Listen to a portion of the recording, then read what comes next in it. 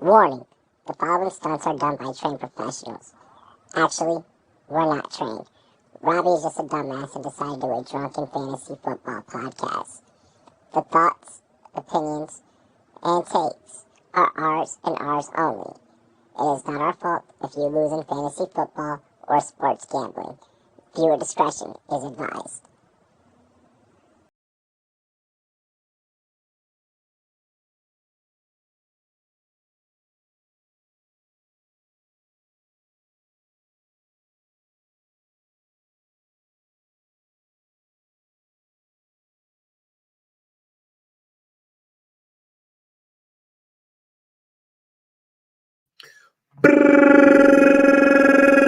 Bow! What is going on, ladies and gentlemen? Cheers to me, cheers to you, all the Rumboyz and girls. What it do? It's your boy Rumboyz Robbie. Yo, shout out to Gator J for the brand new intro. Greatly appreciate it, my dog. Welcome aboard the pirate ship, ladies and gentlemen. Aboard, pour up a cold one, crack open a cold one, pour up a drink. It's gonna be litty. Make sure that you like, make sure that you comment, make sure you subscribe, and make sure you share the damn content. Share the content on all social media platforms. Really quick, want to take the time. Make sure you guys download Underdog Fantasy. That's right, download Underdog Fantasy. Available on both iOS and Android. You can use promo code Bandit and be able to receive a deposit match. You see I'm rocking the Underdog. You see I got the Underdog flag. You know it's popping, ladies and gentlemen. Download Underdog Fantasy. It's best ball season. It's best ball. It's a best ball summer. Drafts are going on right now. The hunt for 1.5 million is going down on Underdog Fantasy. Get on over there, get your best ball drafts going, and also check out our pick'em as well. Also want to shout out our homies over at GLD Shop GLD. You know, rocking the Dodgers chain tonight. Let's go ahead and take them to the yacht. ShopGLD.com. Let's get it. Hop out in Miami with no land, ain't got no understanding. How to hear I'm burning, or turn me on, you can't understand it. In the club, posted up, they lit up, no matter where I'm standing. Drop GLD for the Cuban link, yeah, you see it there. Might spaz out on some taller shit, no on zero tolerance. Money conversations ain't hard to relate, it's hollering. See my net, they acknowledge it, good bring away your knowledge. Bow! ShopGLD.com. Make sure you guys check out the website. Go ahead and ice yourself out with your favorite team, your favorite Marvel character, and many more items that we have over there. You got to get fresh for the summer. Without further ado, let's get into the cast and crew. Ladies and gentlemen, first up, drop the mic. FF. What's going on in this hizzy for shizzy? All about the Rizzy. Never do that again. That was the pastiest shit ever. Hey, than the next guest that we're about to bring up. No, because you know I can rap. You know I can rap like Fleming. You got the Fleming part right. You got that right. Ladies and gentlemen, next up, give it up, repping TBQ David Gillespie. Dude, he finally, can you believe this, Mike? He finally nailed the fucking acronym. I am so proud of you today, the first time Robbie. in like 6 years. months. I'm doing my best not to shed a tear in pride right now for you, Robbie, of what you've just done. I'm so proud of you, buddy. Okay. Fuck you, David. I'm glad. You know what? I will say this, though. I'm very happy that I came in here without a drive-by fuck you coming from Patrick like I had to deal with the last time I was on Or here. Taco. Yeah. That was out of nowhere. No, you earned that one. Yeah, I mean, he just came in and did. I was like, "What the fuck?" Oh my god! Dave has max aura. Good What? start. Huh? Okay. He's digging my Daniel, steez. what's good? You got the max aura. You got the max aura. But aura above 9,000. Mm-hmm. Aura You above best 9,000. believe That was a Dragon Ball Z reference. If nobody caught that, call me the way I be Harrison. Oh, God. I don't know about that, dude. No, Oh, look, that man has ruined his public image. Chat, I hope you guys are doing well. Make sure you guys like, comment, subscribe, share the content. I hope that you guys are having a much better day than what Scotty Scheffler's day started off as. Hey, let's get into the show. Huh? He shot 4 under. He's okay. He's good. Did you see him in his press conference? He pulled a Kobe. You see his I press did not. conference? I did He said not. they said, "Oh, so what'd you do? What'd you do while you were waiting to get figured out?" He goes, "It was my time frame to get ready for the tournament, so I just did all my stretching inside the cell." Oh my gosh! Wow! Yeah. Hey, Fury's gonna mess him up. Yeah, Fat fuck furry bitches. What is fat fuck furry bitches? it's Fury. Oh, Fury. Oh yeah, but dude, it's a fatty that can back his shit up, dude. Oh yeah. I mean, he's nobody in fighting the heavyweight tomorrow. division is moving like Fury in the ring. Hell no. Yeah. Cheers to me. Cheers to you. All the Rum Boys and girls. What it do? Dilly dilly.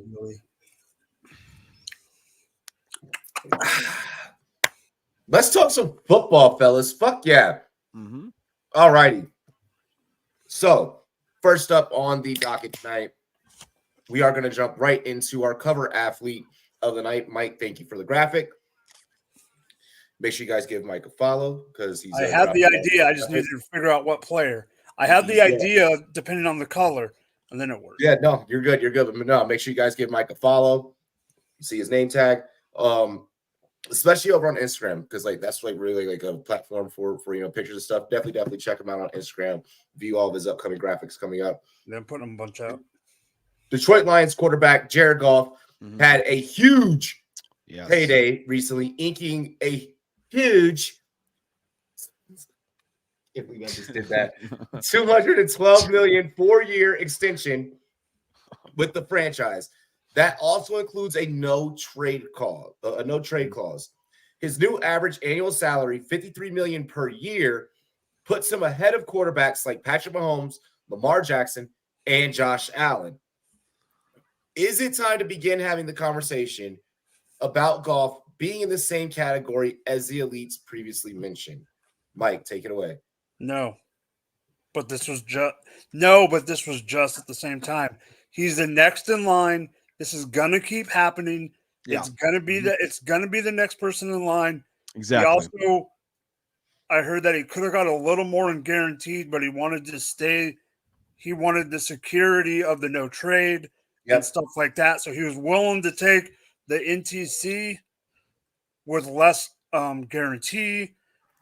You know, he said something in an interview afterwards about, you know, he didn't like playing with the uncertainty that he had the last year or so in LA.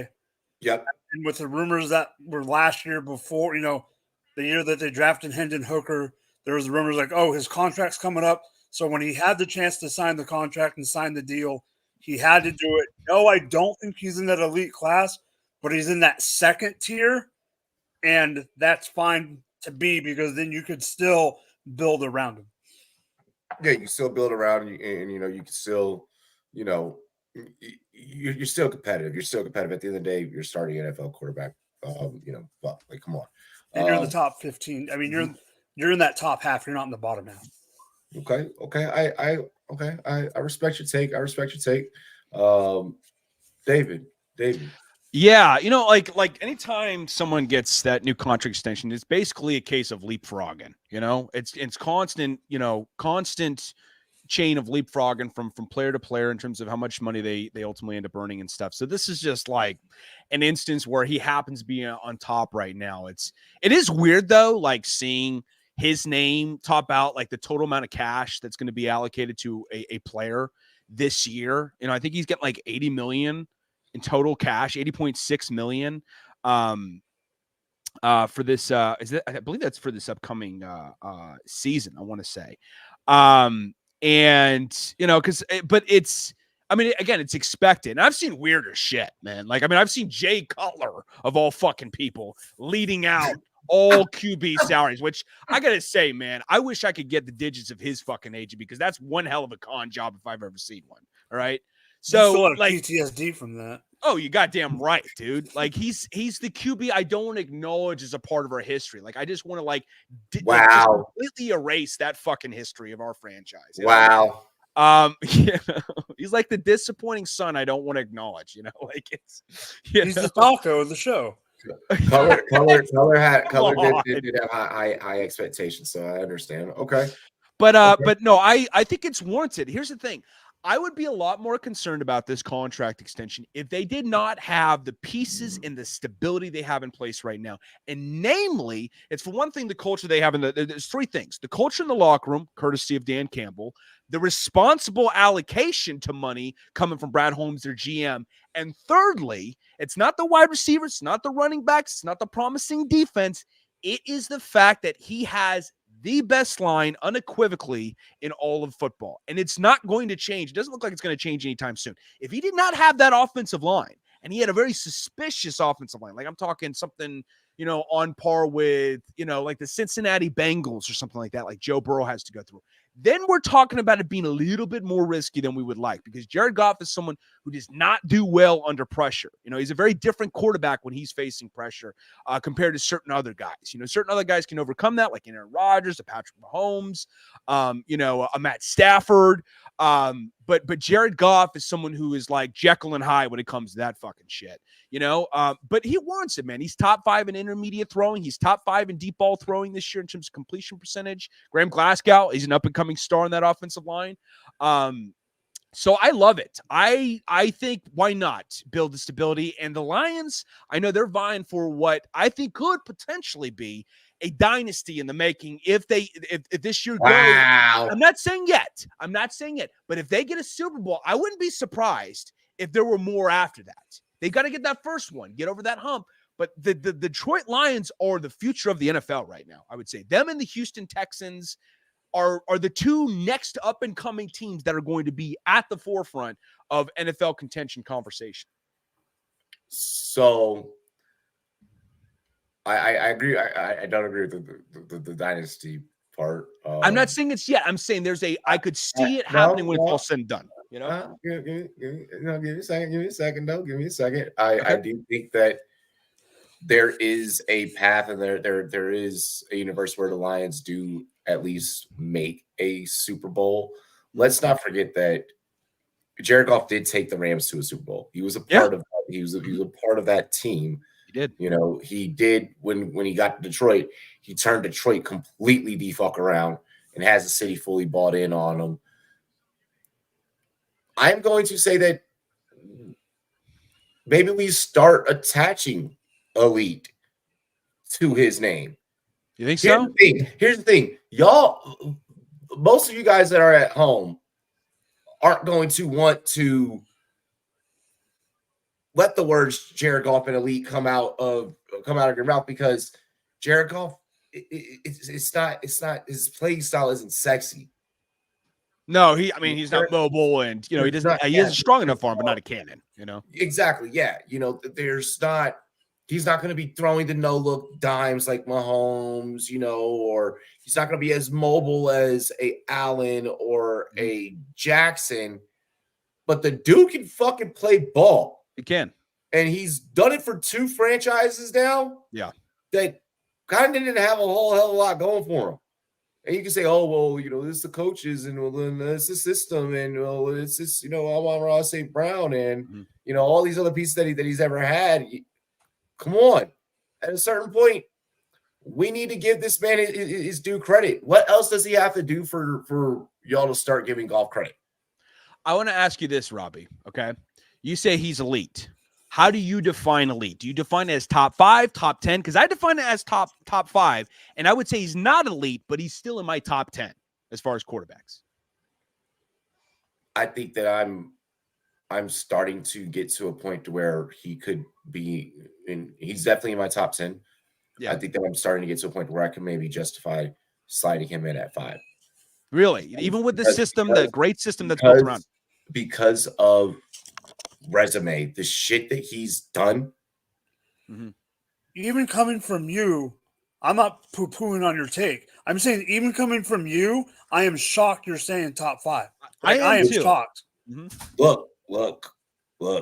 I could see very well making an argument for Mahomes, Allen, Jackson, Hurts, and then Goff at 5. You are not saying Burrow? Yeah, Burrow. I'm surprised to not hear that. I'm saying I know you love Burrow. That's why I'm bringing him up. The injuries with Burrow, the suspect offensive line, Not Rodgers. Did you say Rodgers? No, Rodgers isn't top 5. No, You not what? anymore. Not anymore. Rodgers not isn't anymore. top anymore.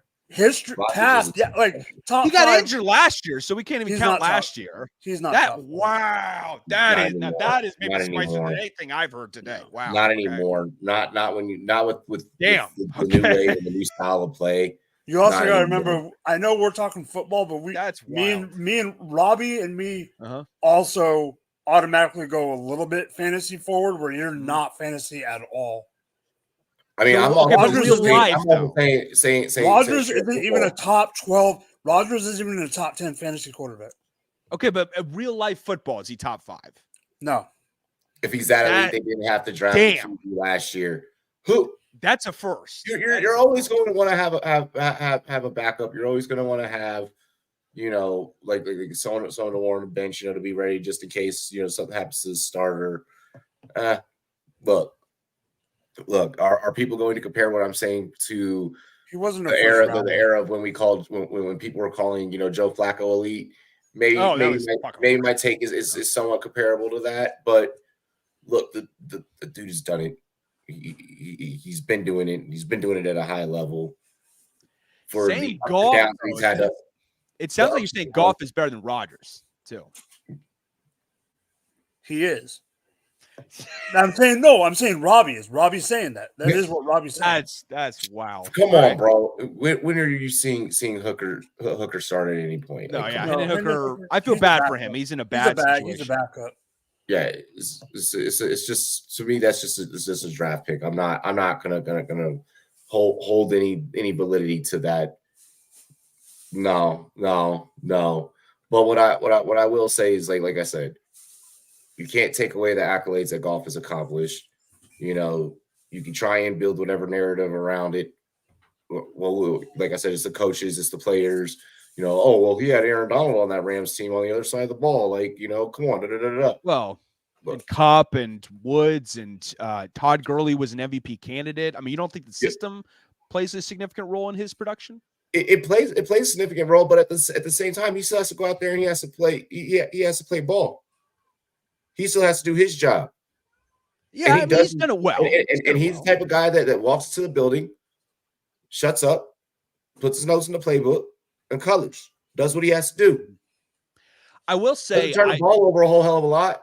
no, he's a very humble guy, and I will say that I was dead wrong in almost writing him off about a year and a quarter into his time with the Detroit Lions, because it tapered off in his final years in LA, and then he went to Detroit. Remember, they had that horrific first year, and then the second year it looked like it was going to be horrific again, and then he all of a sudden turned on a fucking dime, went off, and the Lions were this fucking close to making the playoffs, and I have shut up ever since then. I have to tip my hat. He proved me wrong. I apologize to Jared Goff because he definitely did a 180 compared to what I thought the potential trajectory was at that time.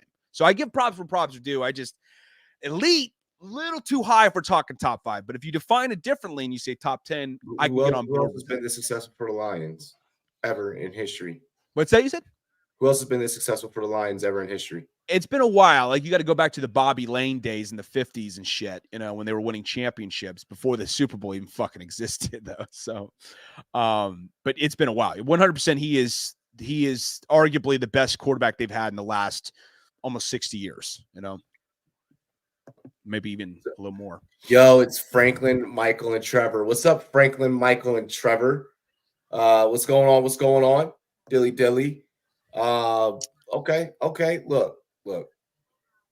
53 million a year says that they think that he's at least elite enough for Detroit. So we'll see how he plays this year. I'm definitely willing to have a lot of exposure to Jared Goff this year. I'm willing to ride that. I think Jared Goff is going to win you guys fantasy football championships for damn sure. Can I ask you a question? What's up? Where's he going in your admins? Just around. Let me just double check. Okay. Because that is a great question. I'm just curious because, yeah. No, that's a great question. Like I said, here let me just Let me check on the most recent one. I haven't done one since schedule releases. That's fine. Yeah. Probably gonna do one tomorrow. I am gonna do one tomorrow. Since I asked my boss today, like, yo, let's draft tomorrow. He's like, yo, just shoot me a text. It's like, bet. Let's see. Jared Goff is going round.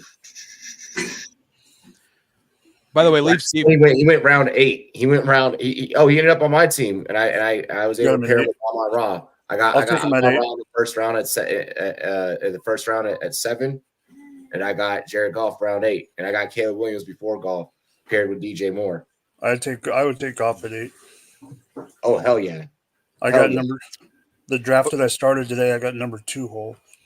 I mean, well now obviously ADP is gonna change because that was ADP pre-schedule release. Yeah.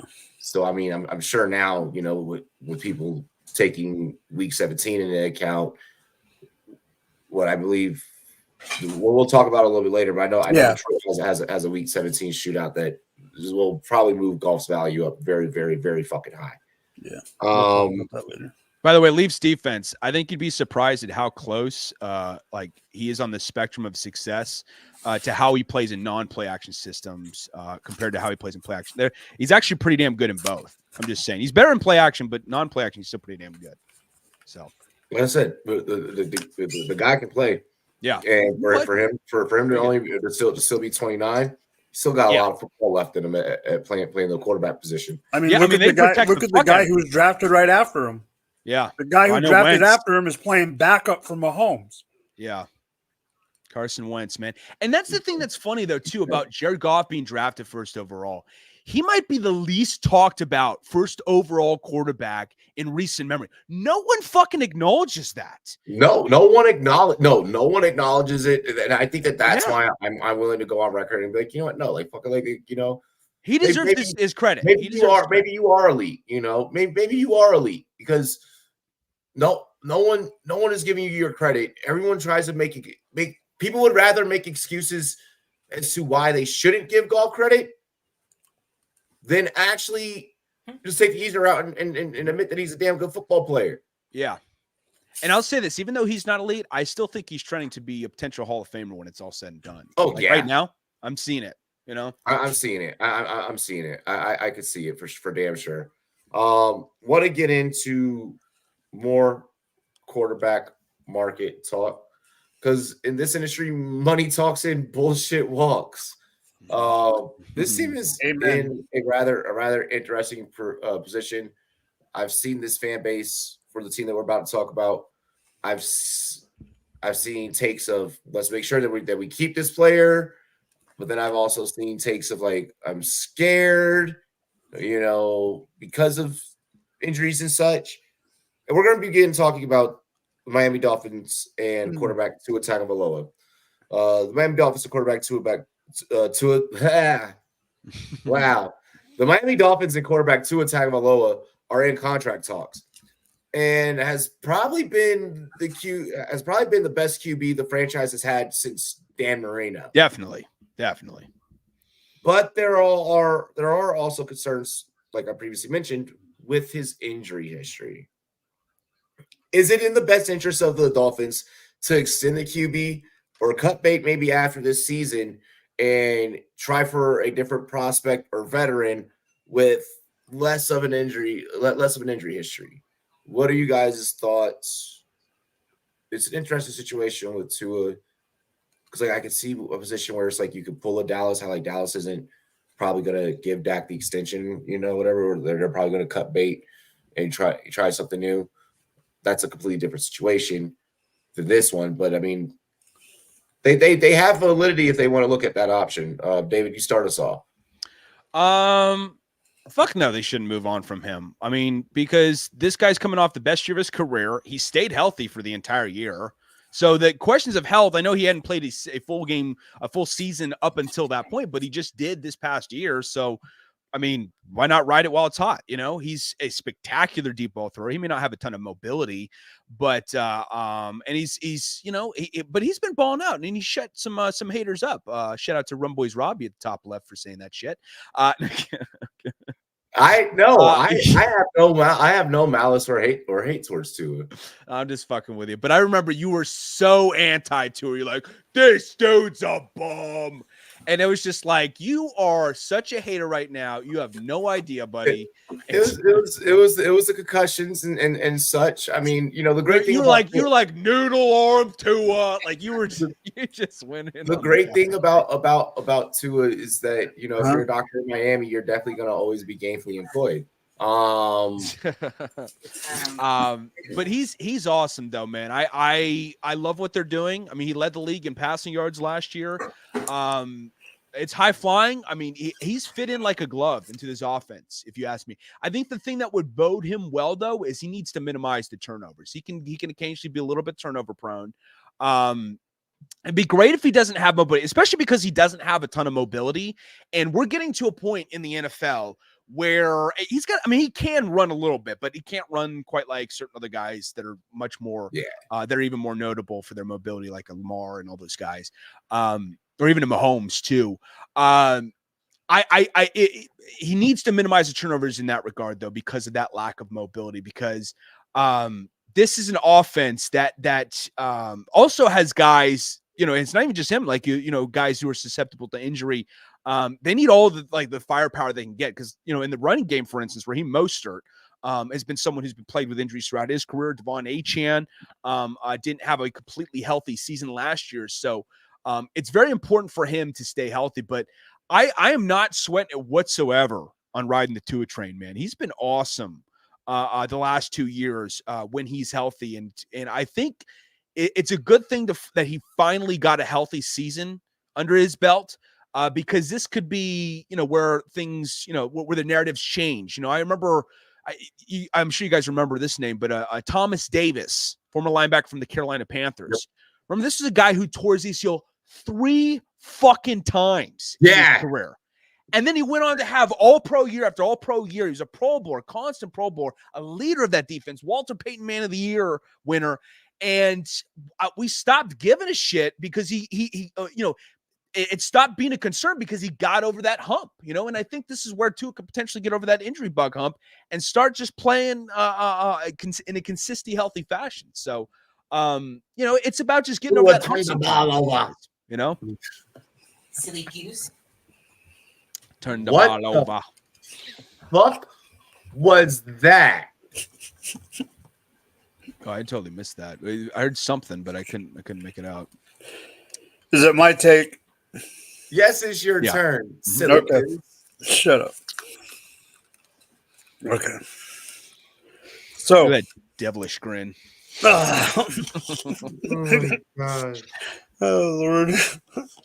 All right. It sounds like a sound, like someone like press a button on like a soundboard on it. No, literally what it was I was on mute, and as soon as I hit off mute, the wife called me silly, walked by and said, "Okay, silly goose," and I hit mute right. Like if I hadn't hit unmute, like you wouldn't have heard it. I just thought Mike left his porn on again, and stop it! Don't tell the truth. Go ahead, Mike. Your thing. Okay. What happened? What started in the year 2000 and ended in the year 2020? What? I'm sorry. Repeat that last thing. What ended in the year? What started in 2000 and ended in 2020? Fuck if I know. The gap of shitty quarterbacks in Miami. Oh, yeah. That's right. Okay. Yeah. Okay. Mm-hmm. It was a 20-year gap since Marino. Chad Pennington. Pennington had that one nice year, though. That is why that's why Gillespie is right. You cannot let him go. Yeah. You have to re-sign him. If you want to play the chicken game of not taking his fifth and letting him, try to have to whatever franchise. If you want to play that freaking game, you can. I don't think you should. But he shouldn't go. The likelihood of striking out on another quarterback is a lot higher than not striking out on a quarterback. And Robbie, I'm glad you brought somebody else up, but I want to say why you're absolutely wrong about bringing Dak up. And the reason you're wrong about bringing Dak up is he's already got one contract, and this is going in for his second contract after his rookie. Yeah, that is this is going to be that's one difference. But that's the main difference to me. If they were to sign him, renegotiate, get him a big contract, and then when he's up again, if he's still at this level, then I could see the same argument that you have about Dak. Right. But the other thing, and I'm being half-assed funny and not funny at the same time, I truly believe, and I told you this when the rule came out, I truly believe that there is an outside chance that the Dolphins try to talk Tua into wearing the Guardian helmet. Yeah, I was gonna say that during my take. I was like, Tua was the first player to fucking wear a Guardian cap this season. Is that a possibility they'll wear that in the game? They already legalized it this offseason. Wow, that I actually love that. It's the player's option, but you can wear the Guardian during the it's a player's option. Yeah. I think that's great for the NFL, to be honest. I think that's awesome. It'll be weird at first. It will look goofy as fuck. I mean, they'll look like fucking bobbleheads out there, but you know, it'll be for the betterment of their health, though, you know. Go ahead, Rob. Yeah. So for me, yes, you have to you have to stick with Tua. I think that we would be having a very different conversation, kind of like what Dave was alluding to. If Tua were to not have the healthy year this year that he had, because of that allows it to where him and his agent they can make a very compelling case, a very compelling argument, and then also just the simple fact that, like we've all mentioned, this is the best quarterback that they have had since Dan Marino. Will this quarterback win a Super Bowl for the organization? Probably not. Probably not. Just because with the whole Miami has a tendency to be allergic to the fucking playoffs. Yeah, they shit the bed quite a bit. They have a very, very repetitive tendency to choke and come up short. Yeah. But I do think that this is the best era of the Miami Dolphins that Miami fans are ever gonna get. You'll make the playoffs a couple times. You have a couple close calls. I don't even think the Tua gets them into the dance at any point. Okay. I don't see Miami ever getting a fucking Super Bowl. Tyreek's gonna eventually retire, and then it's just no. I would be shocked if Miami got 1 in 5. Dolphins they can't play in weather below 50. Like they already have their next. They already have their next WR1 and WR2 on the team. The thing that baffles me, though, about the Dolphins, what they did this offseason, because they let go of Connor Williams, their star center. They let go of Christian Wilkins, their star defense tackle, Andrew Van Ginkel. Some of their personnel moves have been really fucking weird, and it doesn't look like they're trending up this year. Xavier Howard's kind of trending down over the last couple years. I kind of get that, you know. Yeah. So I mean, but yeah, for the sake of the fan base, lock the kid in. Look, it's voluntary workouts right now. Keyword is voluntary. Yeah. He probably wasn't going to be in the building anyways. Yeah. So everyone making a big deal about this contract holdout. Hold your horses. Everything will be okay. I promise. You don't have to worry. They'll lock into a Dolphins fans. You'll be able to continue clutching your damn chest every year. Mm-hmm. Yeah. I mean, it's true. It's true. You know, they and that's the thing about having so much speed. It's great to have be predicated on speed, but they do need a little bit of physicality, a little bit of oomph to that offense. And there's just no where to kind of find that, you know. McDaniel better channel his inner Shula and figure it the fuck out. Yeah, you know. By the way, hell, even that defense. I mean, even that offense back in the '80s with the Marks brothers and Dan Marino, they didn't have much like physicality in that offense either, and they came up short with winning a Super Bowl too. You know. I could see that very well being the tell of the tape for Miami for a very, very long time to come. And then also just the rest of the teams in that conference are just fucking stacked front to back. So yeah, it's gonna be interesting. And also to you guys' point earlier, look, this is just gonna be a situation of next man up. For anyone thinking, okay, well, now is he going to exceed Goff's pay? I very well do think that Miami goes ahead and spends that money. He then two of them resets the quarterback market. To David's point, they made some really weird moves, releasing some guys that probably should have gotten a bag to maintain continuity on the team. That money is now highly likely going to Tua, and they're going to wait to get it done. Let Miami drum up some media narrative here. They don't get a whole hell of a lot of publicity. Not a whole lot of people are really anxious to go out there and talk about the Miami Dolphins, other than Dolphins podcasters and fans. Let them run up the news cycle with Tua holding out from voluntary workouts, and they'll get him signed. They'll get him his bag. Alex Earl's BF is not strong. Chubb and Phillips torn ACLs. That's right. Yeah. Lions have the second most primetime games. Let's fucking go. What up, Brad? What up? We were actually we actually just talked about your Lions to open up the show. Yeah. They deserve it, man. They're the Lions versus Texans. I think it's in like week 10 or week 7, something like that. That's my most anticipated game of the year out of all the scheduling. I can't wait for that game. Yeah, that is gonna be a shootout. I mean, it'll be fun as fuck. CJ Stroud, Goff, like the receiving cores of both. Oh my gosh, that is going to be a very, very entertaining game. A lot of points to probably be scored in that game. Going to get into the third topic here. This one pretty interesting. This one pretty interesting. Not necessarily anything fantasy football related, but it's just kind of how this organization handled the rollout of things throughout this week. The New York Giants have been the talk of the week all week, with everything from an alternate jersey reveal, which we'll show here in a moment. Their season ticket presentation to their season ticket holders. We'll also show that off too. It's pretty fucking dope. I didn't see that.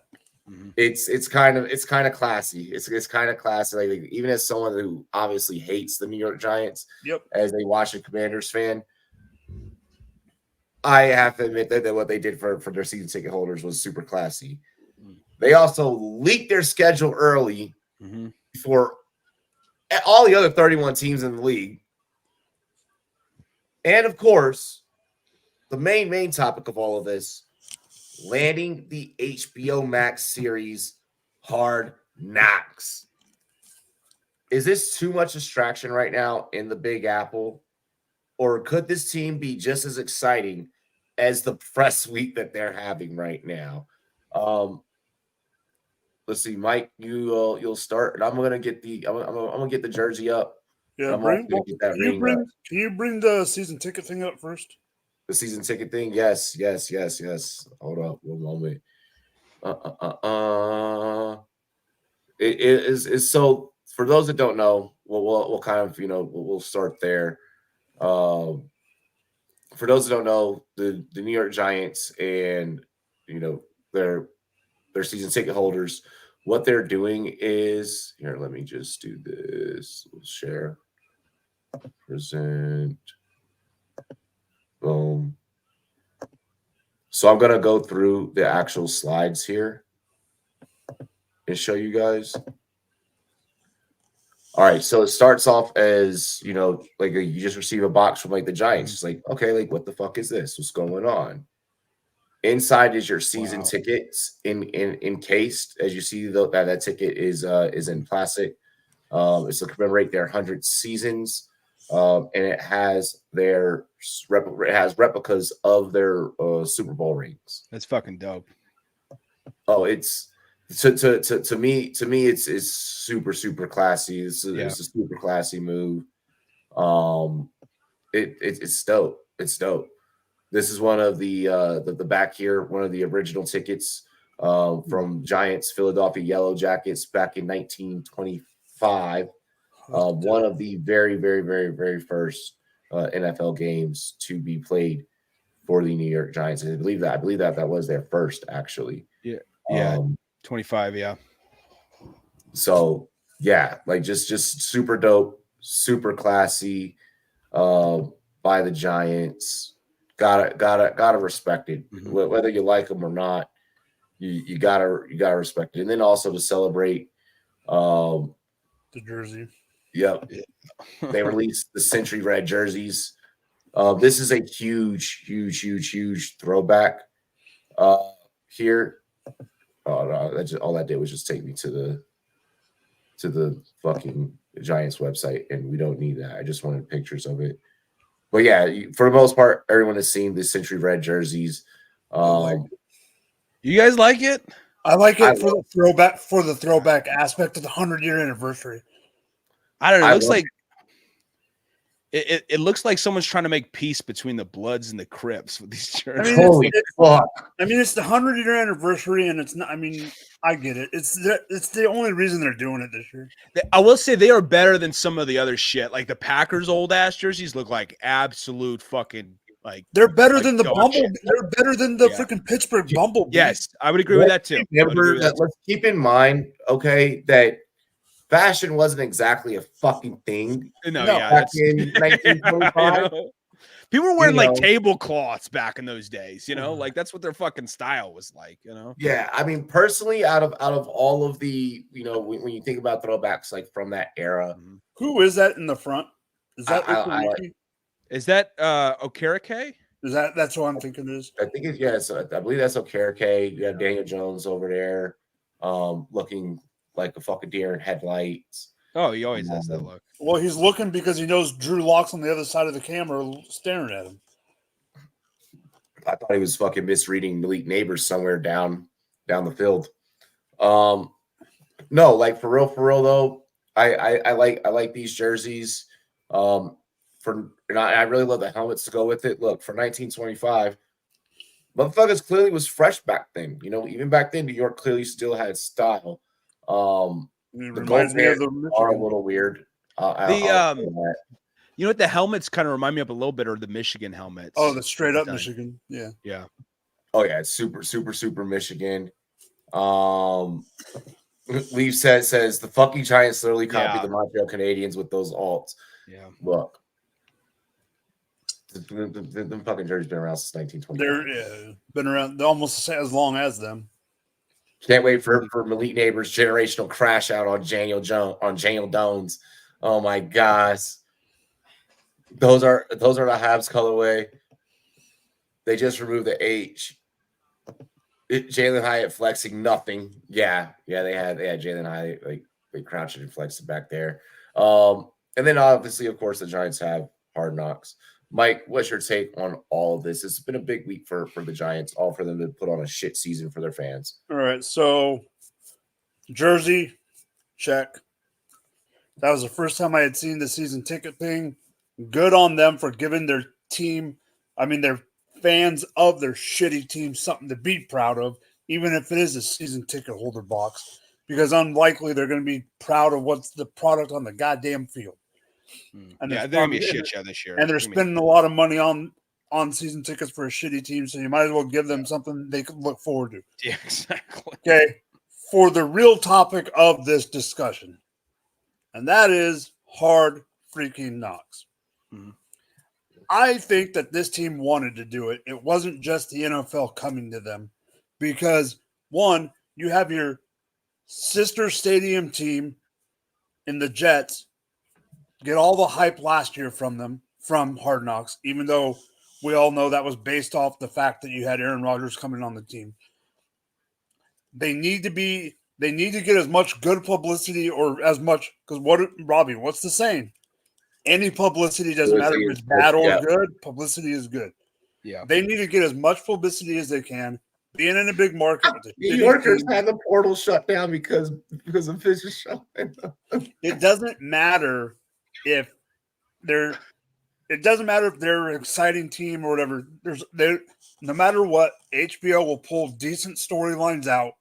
Yeah, they always do some way or the other. And who's the production company behind Hard Knocks? I can't remember what. Fuck.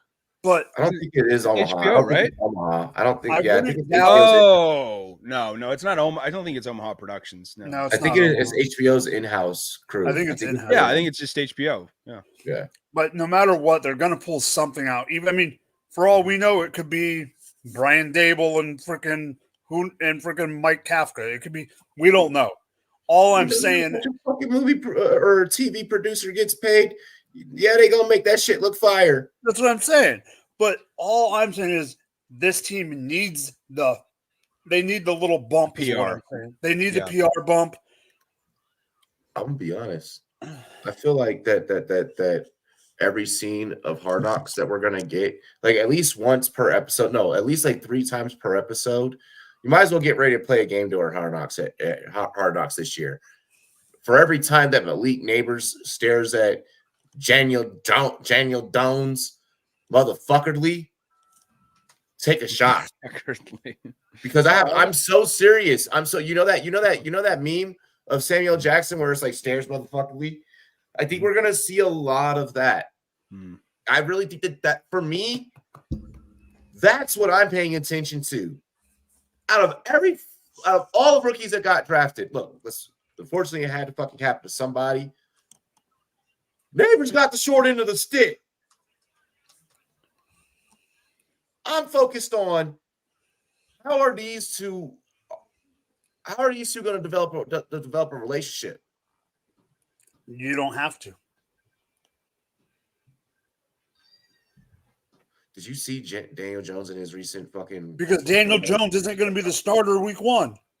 Daniel Jones looked like they fucking just fed him Total. Like he was in that press conference just zooted, bro. I was like, dog, are you good? I truly believe that there's a good chance that he is not the starter week 1. No, they love him too much. No, I don't think that's gonna be the case. They love him too much. They have such a fucking pitch tent in their pants for Daniel Jones being their starter. Like they have been defending him to a T, paying him that fucking money. There's too much money on the board. Like he's not going to lose. His job is safe for now. Could he get benched later down the road? 100%. But I don't think it's going to happen by week 1. I actually thought they whiffed and fucked up not drafting a quarterback. In what should have been, a place to go after that, position. I don't think that they should have went quarterback, but I think are they optimistic about next year? Maybe they're game planning next year. Brian Dable's on the hot seat this year. He should absolutely be on the hot seat this year if they don't get anything done.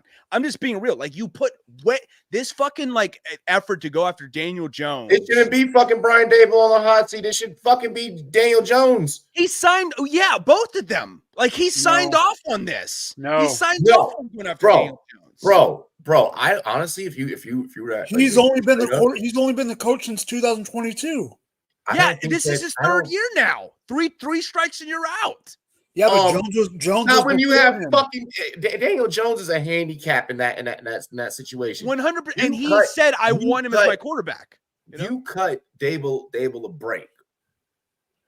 You cut Dable a break. No, but Daniel Jones was drafted in 2019. 19. Yeah, he wasn't. He didn't draft him, is what I'm saying. So what? They signed him to an extension. He might as well have drafted him. He stuck to his guns and wanting to keep him. This is totally on Dable and Joe Shea. I think it's on Joe Shea, not on Dable. But he's the one that gives him the advice to Oh yeah, I want Daniel Jones. Not all coaches have as much say as some do. I don't think Dable has any say in the matter. I don't think that Dable has much say in it.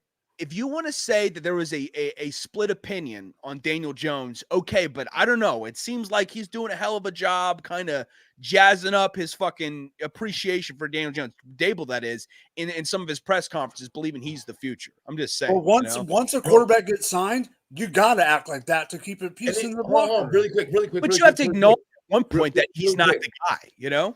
Really quick. So let's look at it from this perspective, okay? Got to spend a whole weekend around Daniel and his family and everything. Mm-hmm. Yeah. Oh, that was that year, huh? Yeah, his draft year. Yeah. I'm worried about all of this and all of this attention. The song that they got to know the young man. Daniel doesn't like when it's cameras and lights and media, and it's not really his you know, his forte, his MO, you know, he doesn't really like it. I'm thinking with all the other pressure that's compounded, him knowing that TikTok time's fucking ticking, it's year 5, you know, I need to prove something. You know, shit, they gave me more money than what honestly any media personality wanted me to get or receive. I need to prove a lot of people wrong. You combine the pressure of that with also having the New York media, not just having the New York media, but then the constant HBO cameras in your locker room and in your face during probably the time that you need to be, not probably, during the time that you need to be preparing, and you need to be, you know, hammering out relationships with the guys in those locker rooms, you know, Paul's like, man, I'm sorry, I don't think that he's going to be able to do that with the cameras constantly being in his shit. Well, yeah, I mean, I think it's so fitting that you brought up a Samuel Jackson reference, because I don't know if you guys have seen Pulp Fiction, where the one guy, Brett, is sitting in the chair about to shit his pants as Samuel Jackson's pointing a fucking gun and reciting that biblical verse. That's basically the look on Daniel Jones's face every time he's about to snap the ball. He's got a shittle offensive line, no proven number 1 wide receiver up until now, maybe in Malik Neighbors. Like, this guy is clearly not the fucking future, you know? This guy is zonked out of his head. He's catatonic in the pocket, you know? Well, on top of that, what have they done?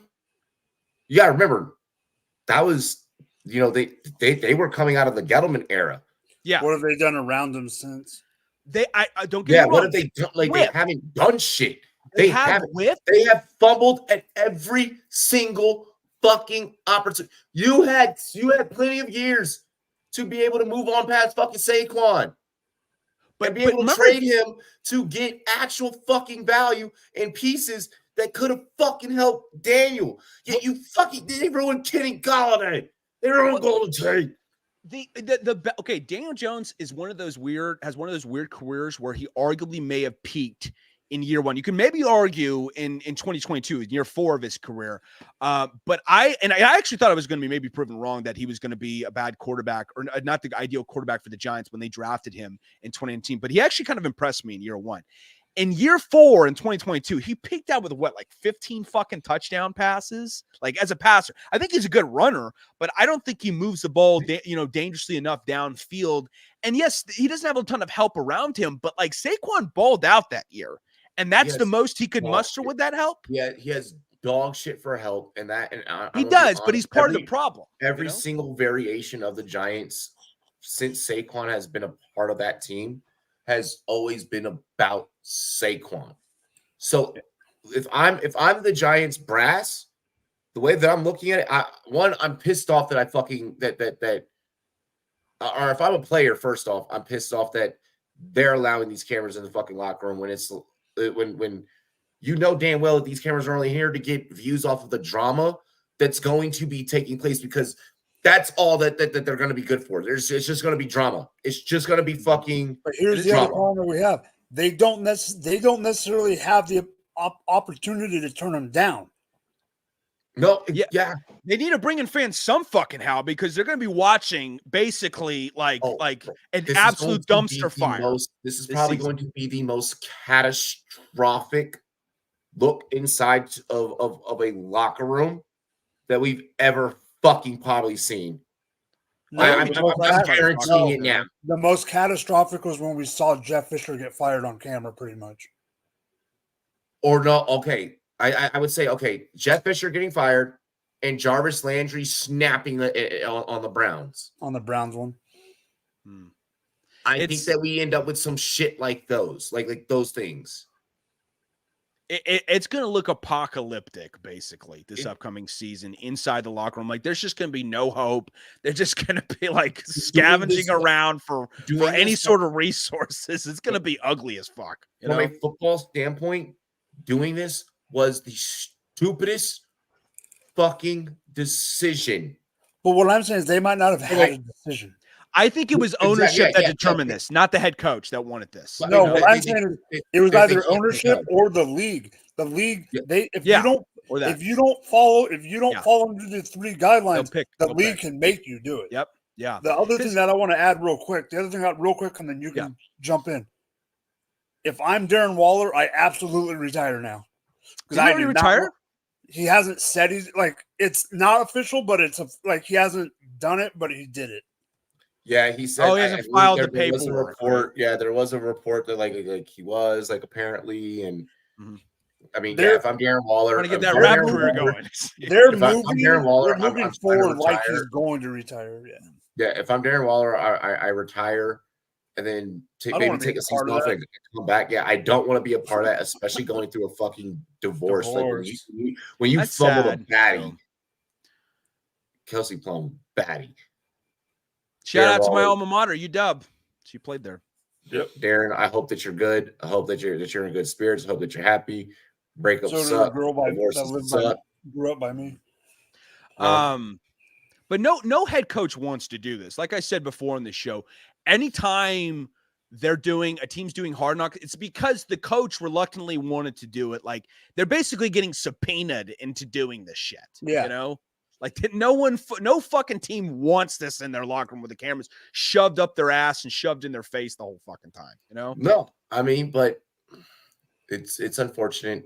I mean, it's fortunate for us because it's gonna be entertaining as fuck. Because we're gonna be entertained. Like I'm curious who's gonna be the in-season Hard Knocks. Who wants to see this car accident unfold? Come on. You know? Exactly.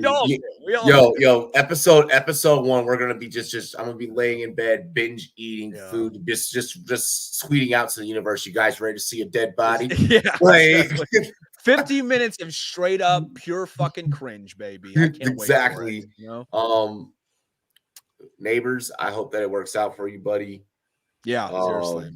Good luck, dude. For real. You haven't even taking your first regular season snap, and already I'm feeling for you, bro. I'm already feeling for you. They could be the worst team in the league. I could totally see it. You know, I could very well see this being the worst team in the league. I could very well, very well see this. That's one of my predictions. Is they're going to be a top 3 pick? Yes, 100% believe. 100 fucking percent. 100%. Yeah, actually. That's like that's the over under. Like if I had to bet, it'd be the 3 line. Yeah, fuck. Damn. Like, would you bet 2.5, or would you say top 2, or would you be more comfortable saying top 3? I'd go top 2. Actually, I'd be even more. I'd be fairly comfortable saying even top 2, but definitely bare minimum top 3. You know. Look, this isn't gambling advice. 1-800-GAMBLER if you have a problem. I'd throw a stack on fucking I'd throw a stack on that on them being a top 2 pick. I'd throw a stack on that. That just shows you how much. I mean, that just shows you they have a top 6 pick or whatever it was, and that just shows you how much more they need than just a top pick. What up, Matt? University of New York. I could see that. Tank for the Beck dude. Beckin with the Giants with his stature and his cannon of an arm, like that'd be interesting if they surround. I'm still not sold on Ewers. I'm not sold on most court. The one I'm actually surprised are neither of these 2 quarterbacks are my QB. No, wait, hold back. Don't do it. Don't do it. Y'all doing it. Y'all about to do it. Um, I wasn't doing it. I'm just. With that being said, we're gonna get into halftime really quick. And we will be right back. We're gonna drop some music videos for y'all, and then from there, a commercial, and then we'll be right back with more NFL talk. Here are video games dropping. I hear that it's a best ball summer out there. And I heard that we're actually getting fit while we're drafting as well. More details to come about that. All this and much, much more in the second half of Rumboyz After Dark. Hey, cheers to me. Cheers to you. All the Rumboyz and girls, all the Rumboyz and girls want to do. Here's Blake G with Can Do.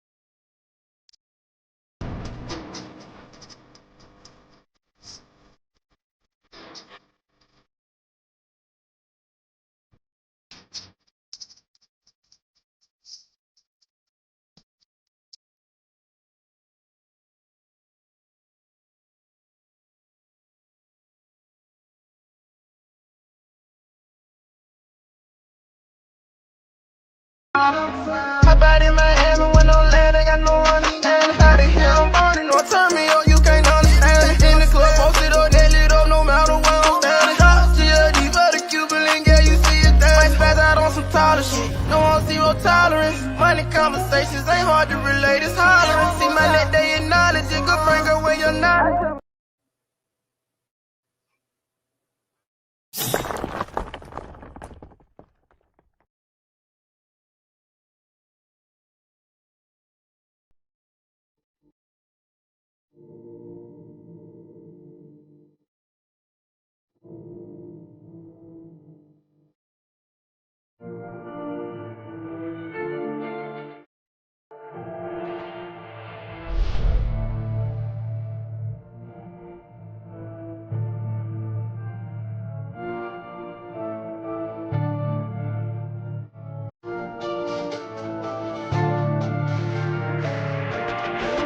Just stick to the plot. They stick to the plot.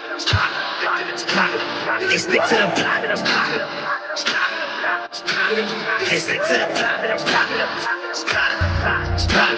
They stick to the screen. Sometimes you get what you get, so don't try to do it just shit. Just stick to the plot. They stick to the plot. They stick to the plot. They stick to the screen. Sometimes you get what you get, so don't try to do it just shit. See, it's kinda funny. You stick to the road to the riches and hope you don't crash like some dummy to get to this money. You cut every piece of the pie to find out you sliced into an onion. Now let's change the subject. These niggas who think they got something, but actually they end up with nothing. It's disgusting. I'm tired of the fucking assumptions. I'm about to blow up like corruption, so stick to it. Stick to the plan. When you lose it, gotta get it again. Keep it moving, never stick in the sand. Even when tired, like Michelin man, shit, I know I'm the man, so I don't give a damn about opinions. I'm racking up millions, you stacking opinions. She throwing it back in the back of the venue. Now we taking off in her man and his feelings. Now back to the business. Back to the lab with my niggas. Actually back doing laps in the trenches. It's my second home. I ain't have to go visit. I stay resident, embedded to living the life of a nigga. By day we just niggas. At night we the victim. The life of go get 'em, so I'ma go get it. I stick to my plan. I still on my mission. They stick to the plot. They stick to the plot. They stick to the screen. Sometimes you get what you get, so don't try to go and just shit. Just stick to the plot. They stick to the plot. They stick to the plot.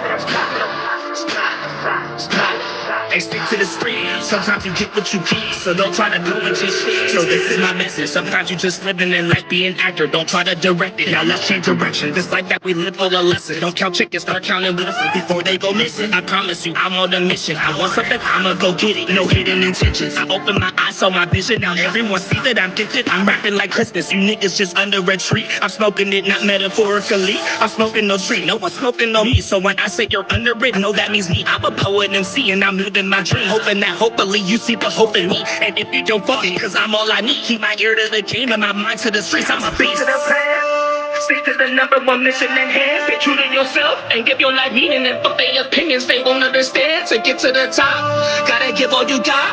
Only getting one shot, so give up or not until your heart stops. Gotta stick to the just stick to the plot.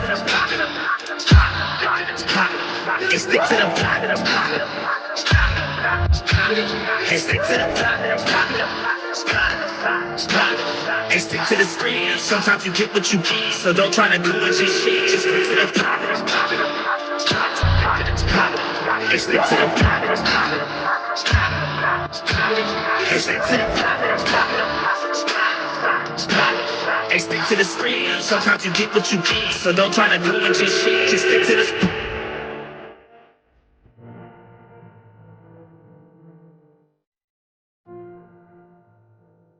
Underdog Cardio Club. Cardio Club is back for 2024, and we're kicking things up a notch as we burn calories on the road to week 17. This year, Cardio Club members will unlock various rewards throughout the summer, and each Cardio Club BBM draft equals 1 point. For 7 Cardio Club drafts, an Underdog Cardio Club hat. 10 drafts, free puppy entry. 15 drafts, free Underdog NFL t-shirt. 25 Cardio Club drafts will get you 3 free puppy entries, and 50 Cardio Club drafts will unlock a $50 Underdog credit. And if you want to join the club, complete 7 Cardio Club drafts before the end of May and name your drafts UCC 2024. Then tweet out each draft board plus proof of cardio with the hashtag Underdog Cardio Club. When you are done with your drafts, fill out the form pinned on the Underdog Drafts account, and be sure to also join the Underdog Discord to get your Cardio Club roll and stay up to date on all UCC announcements. You can also use the cardio to submit your proof of drafts. All current Cardio Club members are grandfathered in, by the way. And then, of course, the real sweat begins. There will be a running leaderboard throughout the year where the top scorers will win some big-time prizes. Get after it. Yes, ladies and gentlemen, it's a best ball summer. And summer, we also got to stay fit. But we also love our fantasy football here at the Rumboyz Fantasy Network and also over at Underdog Fantasy. So make sure you guys download Underdog Fantasy. You heard the homie Peter giving out all the details. It's a lot of fun. What better way to stay fit, but also knock out those best ball drafts? It's an underdog summer with the Underdog Cardio Club. Join the Underdog Cardio Club. Name those drafts UCC 2024 when you download the Underdog Fantasy app. Available on iOS and Android, and you start drafting. And also, I'll hook you up with one of these cool shirts. I'll hook you up with shirts. I'll hook you up with like really cool prizes and stuff. Like, who doesn't want me to send them stuff? Like, come on. David, how you feeling, bro? Dude, I'm feeling sexy right now. No, I'm kidding. I wish I felt sexy right now. I actually feel really fucking fat right now. So I want everyone out there, like, feel free to fat shame the hell out of me so I can get back to losing weight, because I'm like 30 over right now. You know, I'm 230. I need to be below 200. You know, chat. Drop an emoji if we should get David into the Underdog Cardio Club. Let's look, David. This is how we get you into fantasy football. We start you with the Underdog Cardio Club. Who knows? And then maybe one of these drafts that you do, you fuck around and you end up with, you know, the first place prize, and you end up with 1.5 million. I'm all for it. I get some money and I get in shape. Like, dude, whatever it takes, man. You know, exactly. I want all the noise. I want y'all to tell me to cover up my chins. Like, shame the fuck out of me. Okay. I want the noise. All right. Dude, look. We gonna get you Underdog right. We gonna get you Underdog right. Just waiting on Mike to pop back up. Yeah, where the hell is he? Probably pooping. Or, you know, he's on that Pornhub. Yep. Cheers to me. Cheers to you. All the Rumboyz and girls want to do. Dilly. He just came off of me. I heard that. He's like, I got to defend myself. That's exactly what it was. I was coming back from homeless motherfucker. Give us your part 6. You know, good. Go ahead and knock out all the allegations. Mike, how you feeling? Ginger. This ginger. You know what, by the way, you know what kills me? That's too close. Dude, do you know what kills me? Someone else called me a ginger at work the other day. Someone else, like, this is spreading like wildfire, that like I am now like an honorary ginger. Like, I don't know what it is. Like, it's something in my beard or something, but it's like the beard looks on camera, the beard looks gingerish. And you have no soul. You motherfuckers have cursed me, basically. Exactly. That's what's going down. Hey, at least I didn't say F you while you got on camera. Really quick, before we get into the second half of the show, make sure that you guys go and share the content. Taking a live look right now, and we are second on the Friday night fantasy football charts. Only one spot behind Smitty. The fantasy football show. So I mean, guys, go out there, retweet it, share it. When you retweet it, put out a quote tweet. Give people excited to get up in here and check out what we got going on over here on the Rumboyz Fantasy Network. Rumboyz After Dark. Let's get into the second half of the show. Cheers to me. Cheers to you. All the Rumboyz and girls, what it do? Dilly. Dilly. Y'all. God. Yee. Got a fucking it's not like just serial killer smile up the top right, you know? Huh? So you got a serial killer smile up in the top right there. Well, there's one thing that I'm surprised. Wow. There's one thing that I'm surprised neither one of you have brought up yet. What's this? Robbie, you cut your beard a little bit, didn't you? Yeah, he tried a little bit. Oh my God, I'm so fucking blind. 8 inches. You brought it up to me on our last. I know, remember, but when you saw it, it wasn't completely done yet. Yeah. 8 inches. Holy shit! You know? 8 inches Let's gone. get into the next topic here. The NCAA 25 trailer has dropped. It's official. Look, in the whole entire trailer, this is kind of circling back to last week. We did talk about this last week. Yep. And we're finding ourselves bringing it up again. Oh, yeah, I know. Last week, we begged the question, did college football miss out on the Shedeur Sanders marketing opportunities by not featuring him on the NCAA 25 cover? Well, Now he's not featured in the actual commercial. Forget the missed marketing opportunity. Is it time to start questioning whether or not he's still going to be a top prospect at the quarterback position next year? Media hype has practically died down from last year, and it's looking like that even EA kind of was like, maybe this isn't worth it for the long run. What are you guys' thoughts? Mike, take us away. All right, I'm going to be short and brief on this one. I never thought he was a top quarterback prospect in this class ever. A lot of people have him top 3. I know. I'll go top 3, but there was a lot of people that had him top 2 and number 1, including you. I don't have him. I don't have him number 1. I have him. You had. I had him number 1 very, very, very, very early on. Their rankings, they move. No, I know. I'm saying, just like EA's has moved. No, I don't think he's a top 2, top 3. I mean, he could be top 3. I haven't got there yet. My point is, I do think some of the luster has, some of the shine has shined off, if you want to call it that, as fallen off. I do still think I even saw, like, as of today, that there still is going to be regional, like there's still going to be more, like that's the main cover, but there's still going to be other covers. So I still think that he's going to end up on something. I really do. But at the same time, I do think that it has fallen off, and I just think I don't see it as a big a deal as a lot of people do that Sanders is not included. I really don't. So it's Ewers, Hunter, Edwards as the main. Is in the first one that we revealed last week. Yep. You had, even like Monroe and such in the background. This is the image, most recent image released today. I'm the way that the media has began treating it, and then leave saying it here. Colorado's culture is so entitled; they care about clicks, not playing the game. It's starting to worry me a little bit as someone that is a Shedeur truther and a Shedeur fan. David, your take on things. I'm gonna have a spicy ass take then. Shedeur's my number 1 QB prospect unequivocally right now. Okay.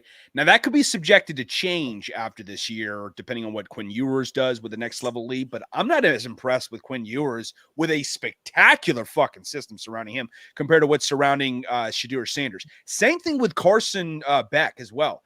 I think Carson Beck, like, don't get me wrong, I see like, and not just because he went to the same university as this guy I'm comparing him to, but I do see the potential of reaching like Matt Stafford level when it's all said and done in the NFL. But by no means am I saying that he's a finished, proven, top-tier, elite QB prospect coming into the NFL next. Now, I think he's in at 3. I have Beck at 3, so that's fair. I mean, he's in my top 3, but I just mean like compared to other QBs in previous classes. You know what I'm saying?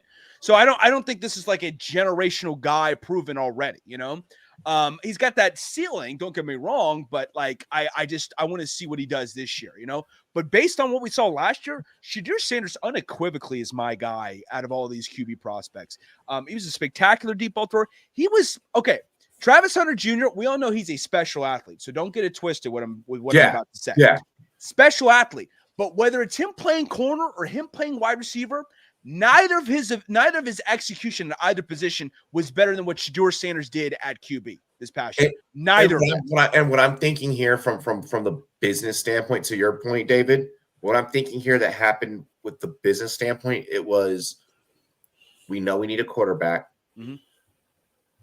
Edwards at running back. We know most, casuals there, they identify mostly with offensive players real fucking quick, because that's what people are watching for. That's what people are gambling on, points, et cetera, et cetera, et cetera. But you know that you needed a defensive player. Yeah, they need a lot of defense. But you have a defensive player that who also plays offense. Yeah. I think that's why it was, and then Colorado being the market in college football that it has now became since Prime is there, I'm thinking that the meeting went a little something like this. Oh, hands down. Hear me out. I'm thinking it went, so it's Dion, it's Dion sitting at the head. You got Shedeur to his right, and then Travis over there. And I'm thinking it's going a little something like this.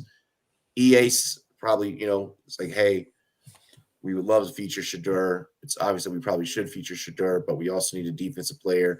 Your asking price for Shedeur is maybe a little bit high. We're able to get, your asking price for Hunter. Maybe he's fitting more within our budget, and we a defensive player. We also want to make sure that we're tapping into this market that's growing and that's booming with the fan base and that's hot right now. Travis Hunter's been a phenom since high school. Yeah.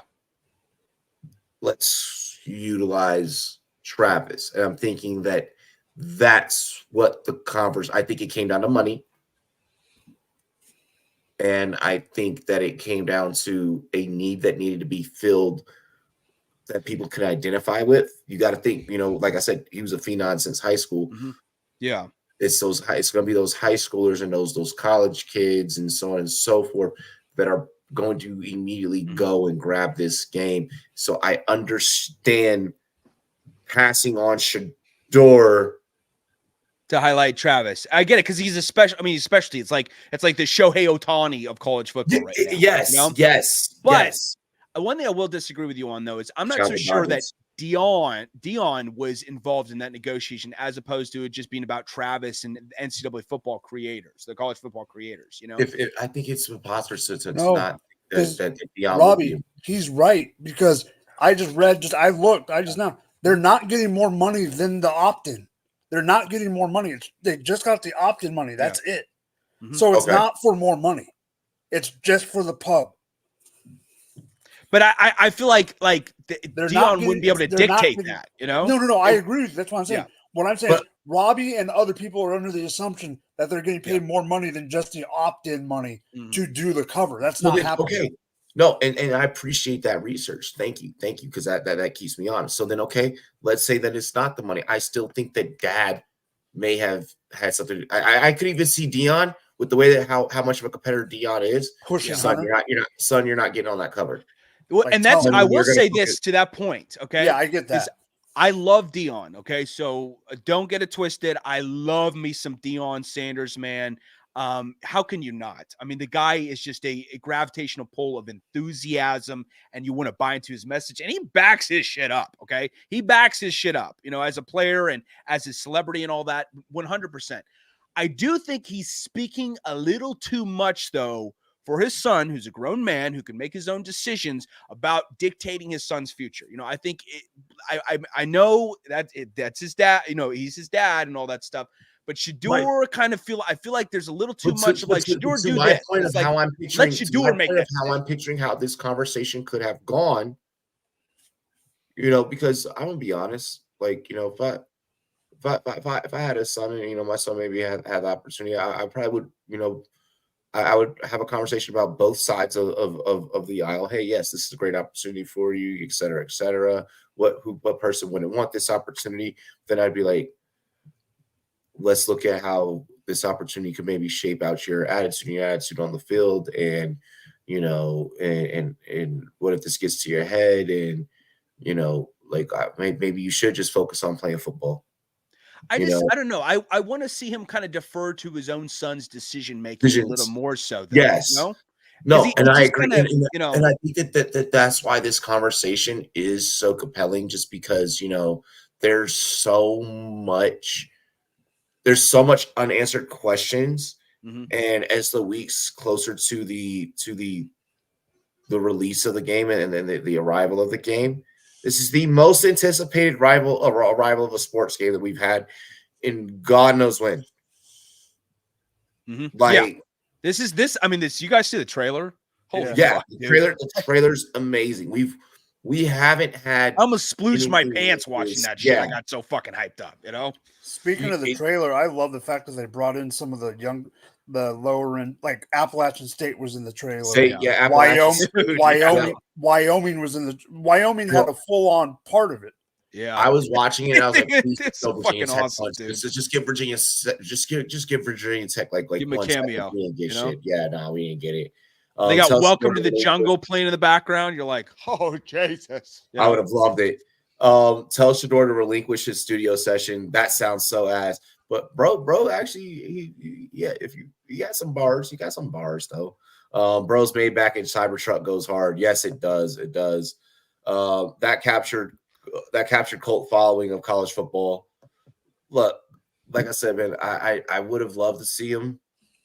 And I also understand the concept of let's highlight some other stars, On the bright side, there's going to probably be a lot of TikToks, a lot of Instagram reels of people playing with Shador and doing impossible things in the video game with Shador. So that's going to be awesome. That's going to be great for Shador's brand. And more importantly, I want to see Shador maybe take this a little personal and be like, no, I'm going to come out here and I'm going to stun on y'all hoes. Use it as fuel to the fire. Use it as a chip on your shoulder. David feels that you're the top quarterback prospect. 100%. Like his ability to cope with pressure, I think nothing phases this guy. Nothing phases. No. Yeah, I agree with that take. I agree with that. That may be his strongest aspect of his game, and it does him wonders, in my opinion. Yeah.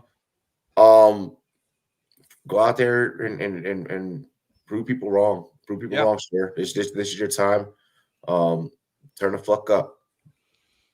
Turn the fuck up. I'm excited for college football, and I'm excited to see David's. I'm gonna stop calling it a take. I'm gonna start calling it a premonition of you being the number one prospect because I want that for you. I want it from him too. I'm rooting him on, and I'm rooting his dad. I'm rooting Colorado on. Even though they're in they're not. Excuse me, they're Big 12.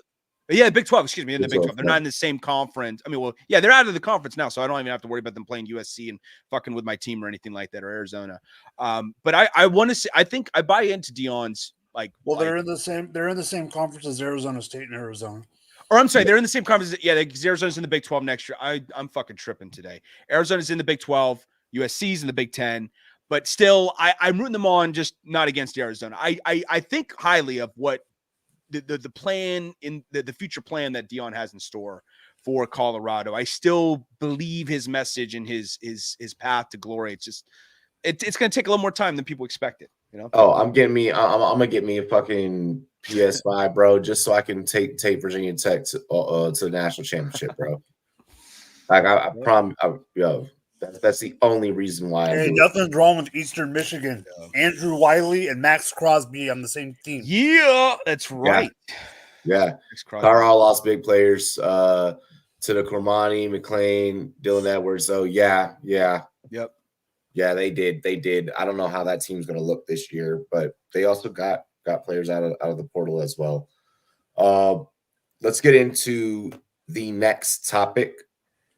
Like I've been mentioning all show, like I'm gonna probably keep mentioning all summer. It's a basketball summer, baby.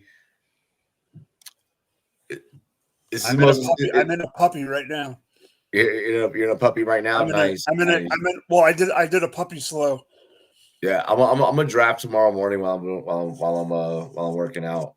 Yeah, I did a puppy slow draft. So, and I had the 2 holes. So we're on pick 10. Y'all dudes live for these fucking fantasy drafts. Y'all are always drafting every damn day. Okay. So yes, there's that, David. Well, but also, and then when you're like us and you're in Dynasty. Hear me out. Like basketball's so unique though in the aspect of what the level of competition that goes into it, the thought processes, the strategy, but then also the prize at the end. The prize at the end. I mean, if you could. There's prize money throughout, but if you end up number one, you just beat what is it like? You beat damn near 500,000 people. Yeah, over 500,000 people. It's crazy. That rush, dude. Holy fuck! Like feel like Tony Montana running the world after that. Yeah, like if you get number one, it's like. Yes, I won $1.5 million. Like, cool. But not only did I win the money, I'm better than all you motherfuckers. Yeah. You know, so you get that shit talking card. You know, you get your shit talking card. Over the whole world. Yeah, over the whole world. Like, you know, so it's dope. It's dope. Yeah, we live for fantasy. What can I say? Oh, I get it. So with that, schedule did release throughout the week. It is a best ball summer over on Underdog Fantasy. And now that we do have NFL schedules, which means week 17 correlation time, give me your favorite week 17 matchup and one stack you feel viewers should target for that matchup. All right. It's only three of us, so I don't think that you guys are going to pick the same fucking week 17 game. I'm going to let David go just in case, because I know me being the fantasy mind compared to David, I can pivot. So yeah, David's more of the NFL analyst. He's the actual NFL guy. So yeah. Actually, I would defer back to you because I need to look up the schedule real quick. I'm so fucking slow. Yeah, my bad. So I'm trying to pull it up right now. So you can go first. Okay, so before I I'm going to give both of us a couple seconds because there's something I want to bring up about week 17 that I think is very, very, very important. This has to do with season long more than best ball because you can't make it. Don't paste a link here, but yes, I did sign it. Shut up, you piece of junk. For that, you have to dono, okay? The one thing I want to bring up, and it's more for managed rosters, but it does play into best ball too.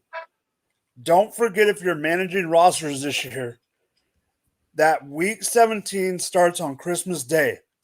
So you have to play guys that start on Wednesday. You might have to take a risk in playing somebody on Wednesday in case an injury or something is happening on Sunday.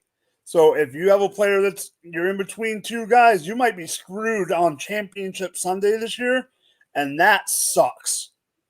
Because if you don't play, say you leave a guy on the bench and your only backup or one of your only two backups is playing on Wednesday, or the day after Christmas, you're kind of shit out of luck because the four teams that play on Christmas Day are the Ravens, the Texans, the Chiefs, and the freaking Steelers. So you have a lot of teams that are out of the equation.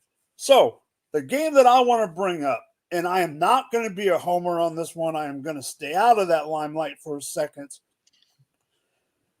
I'll be 100% honest with you. I am going to make this up on the whim right now. I have a secret one that I might say in a little bit. But right now, I'm just going to... How much for you to sign it, Mike, specifically? I don't know yet. It's going to be chalky. Oh, fucking throw out a number. Answer his damn question. $1 million. No. Wow. No. Wow. I'm going to be chalky. Up with your morals. I'm going to be chalky. But I'm going to say Dallas and Philly. Really? Dallas and Philly. It's not even about being chalky. Look, I understand that.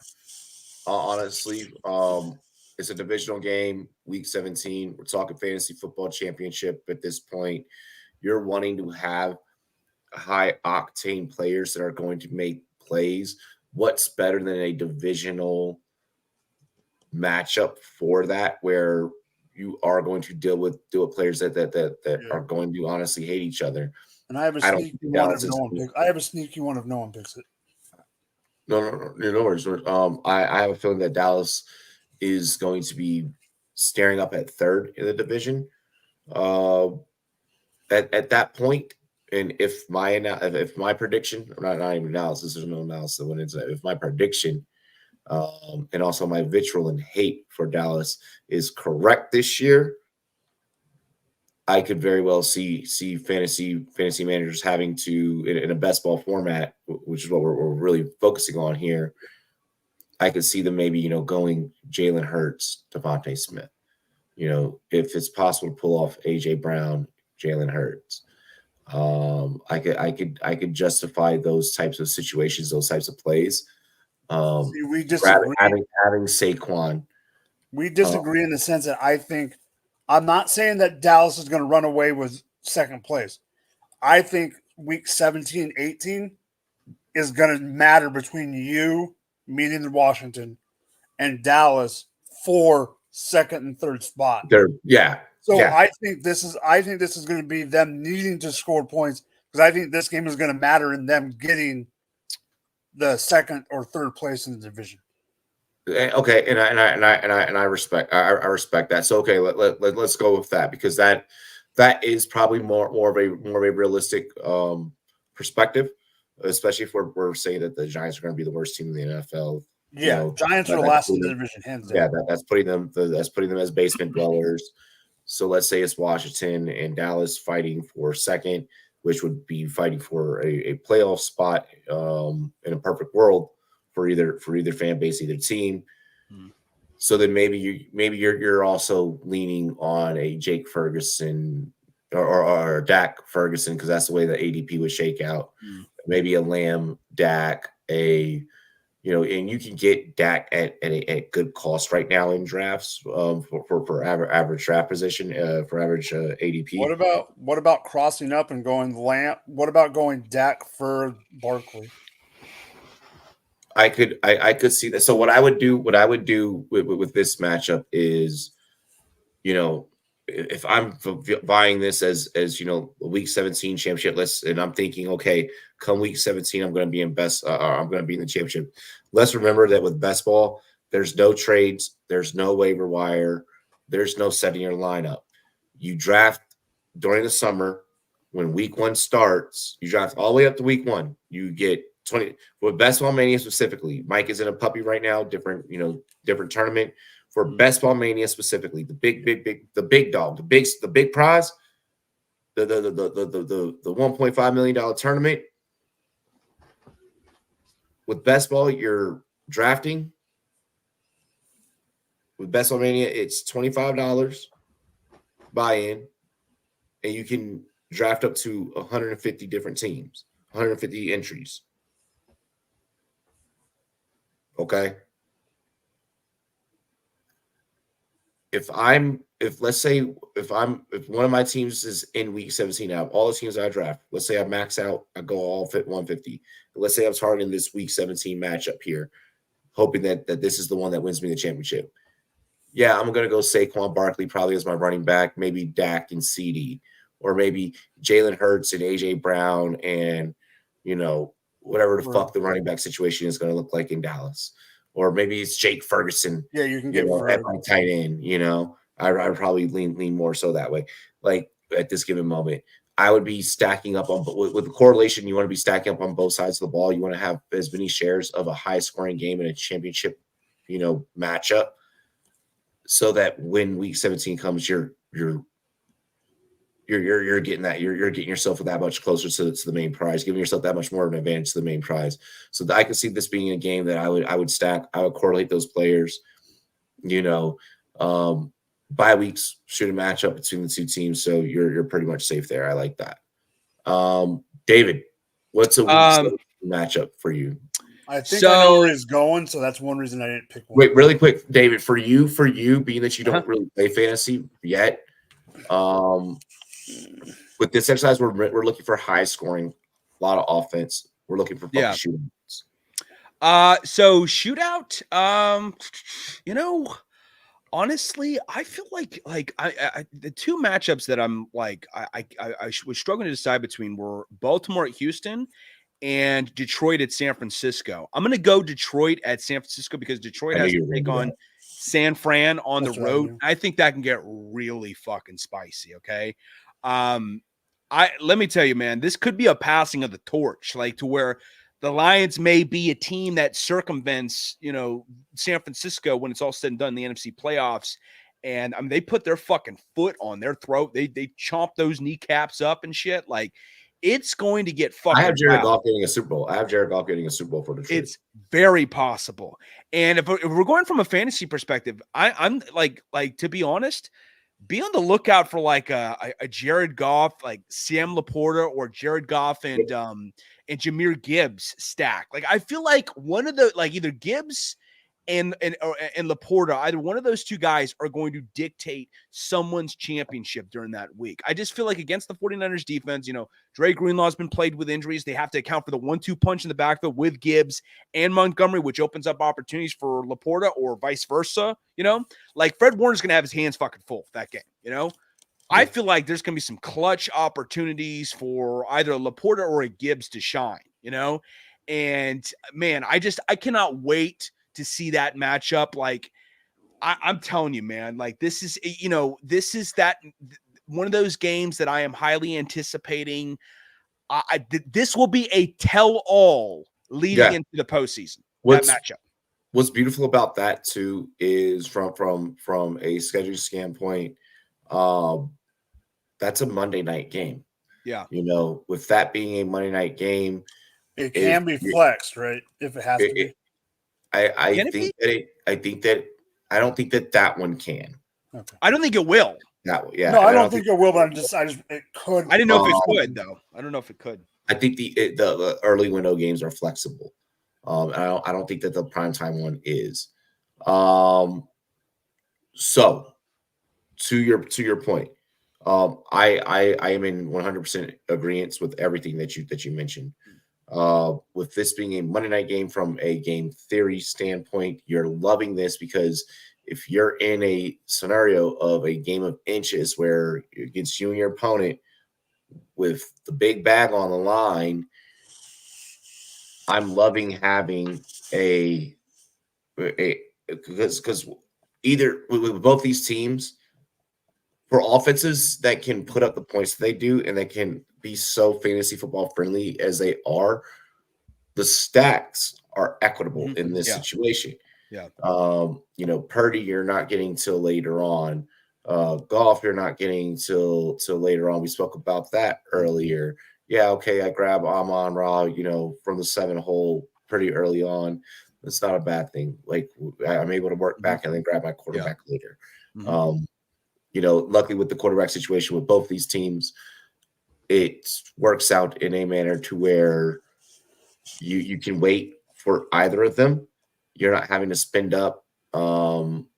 If you need to, you can choose the whole scroll the fuck down strategy, which is one of my personal favorites. I love disrupting ADP, but I'm also an anarchist. So there's that. Amen for you. I respect the bat, like the absolute fucking wild card strategy you got going. I like that. When I win at a very fucking high clip.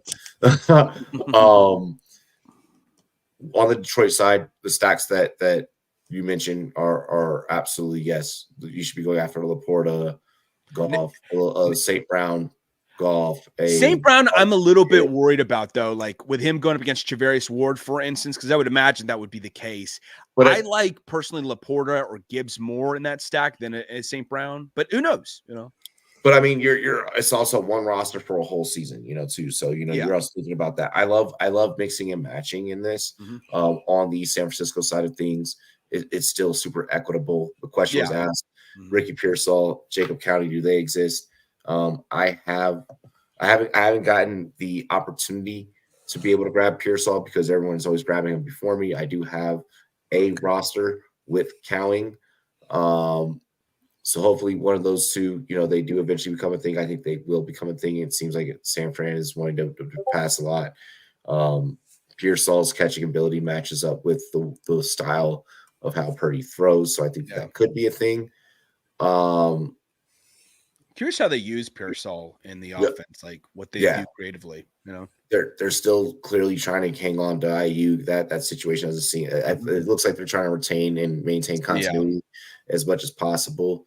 So I love any combination of what you can do with San Fran on that side. I do have some Christian McCaffrey as well. I'm gonna have a very, very, very fun best ball. Really quick disclaimer before we get out of this segment and get into our next segment.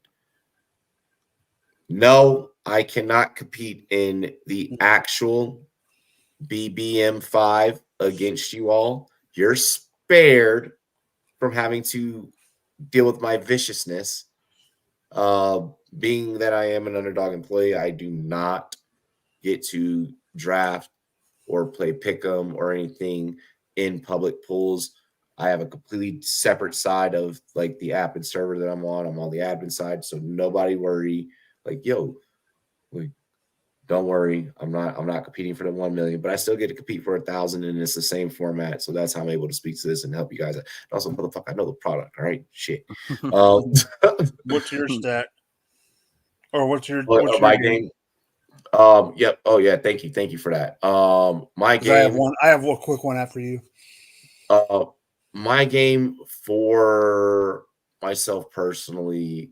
Look, it like we said earlier, it's not even a matter of being chalk or not. It is Baltimore, Houston. These teams are going to be fighting for seeding at this point. Yeah. Both will be in the playoffs. Yeah, exactly. Both will be in the playoffs, but they will be fighting for seeding. So fully expect starters to play all 4 quarters. I mean, obviously, I'm saying this now. That is a Christmas Day game as well. That'll be on Netflix along with the Chiefs Steelers game. That'll be happening earlier in the day before that. Really quick, the concept of people all across America sweating, a $1 million pot, all battling for like $1 million pot, like on Christmas Day is fucking wild. It's the Lord's Day. It'd only be better if Christmas Day was on on that Sunday when all this like the big slate. Bro, that'd be right. That'd be fucking crazy. No, for me, it is this game. I've leaned more so towards having more Texans here. I've been getting Mark Andrews in the 5th round consistently. 5th? Like 4th, 5th, wow. Yeah, no, like pretty much like for the most part, like 5th, yeah. Like okay. I have 100% of Mark Andrews exposure in best ball right now. That will change, obviously, because I will break my bad habits. And that's only been 3 drafts pre-schedule release. But yes, give me Mark Andrews, give me Lamar, give me Zay Flowers and Lamar. I'm even down to I have Derrick Henry on plenty of rosters as well. Zay Flowers as a mid-round snag is so good. Diggs pressing Stroud when he doesn't get the 16th target. Holy fuck! Oh god. Give me all the pieces in this game. I'm willing to invest. I'll probably find a way to have an admin draft live one day, and I'll just like randomly go live like while I'm doing an admin draft. Show you guys kind of what's happening. What happens like when a bunch of underdog employees all like get together and draft. Not everyone thinks the same way that we do. But yeah, it's interesting. It's very fun. That's fine. You said you had an honorable mention. I got an honorable mention, and it like you brought up with this one, and David. I don't remember if David brought it up, but it is a factor in it. Mm-hmm. The fact about all 4 of the teams that you guys brought up, and including the one that I originally brought up, are going to be playoff contenders. Mm. I don't know if these 2 teams are going to be playoff contenders, but it's a divisional matchup. There's hatred, but there's weapons that could be sneaky for stacks and for getting a quarterback in the mid-round, 6th or 7th round that could win you some weeks. And that is the Rams and the Arizona Cardinals. If you can get like a Kyler Murray, like we brought up the other day, Marvin Harrison is going at 13.2 right now at ADP. That is scary. But if you can get like a Kyler, or even you go and say you're a Puka guy and you get Puka and Stafford late, and then you risk it and get, say you don't get Kyron, but you get Corum as one of your late running backs, or even Trey Benson as one of your late running backs in best ball, and either one of those pan out, you're golden.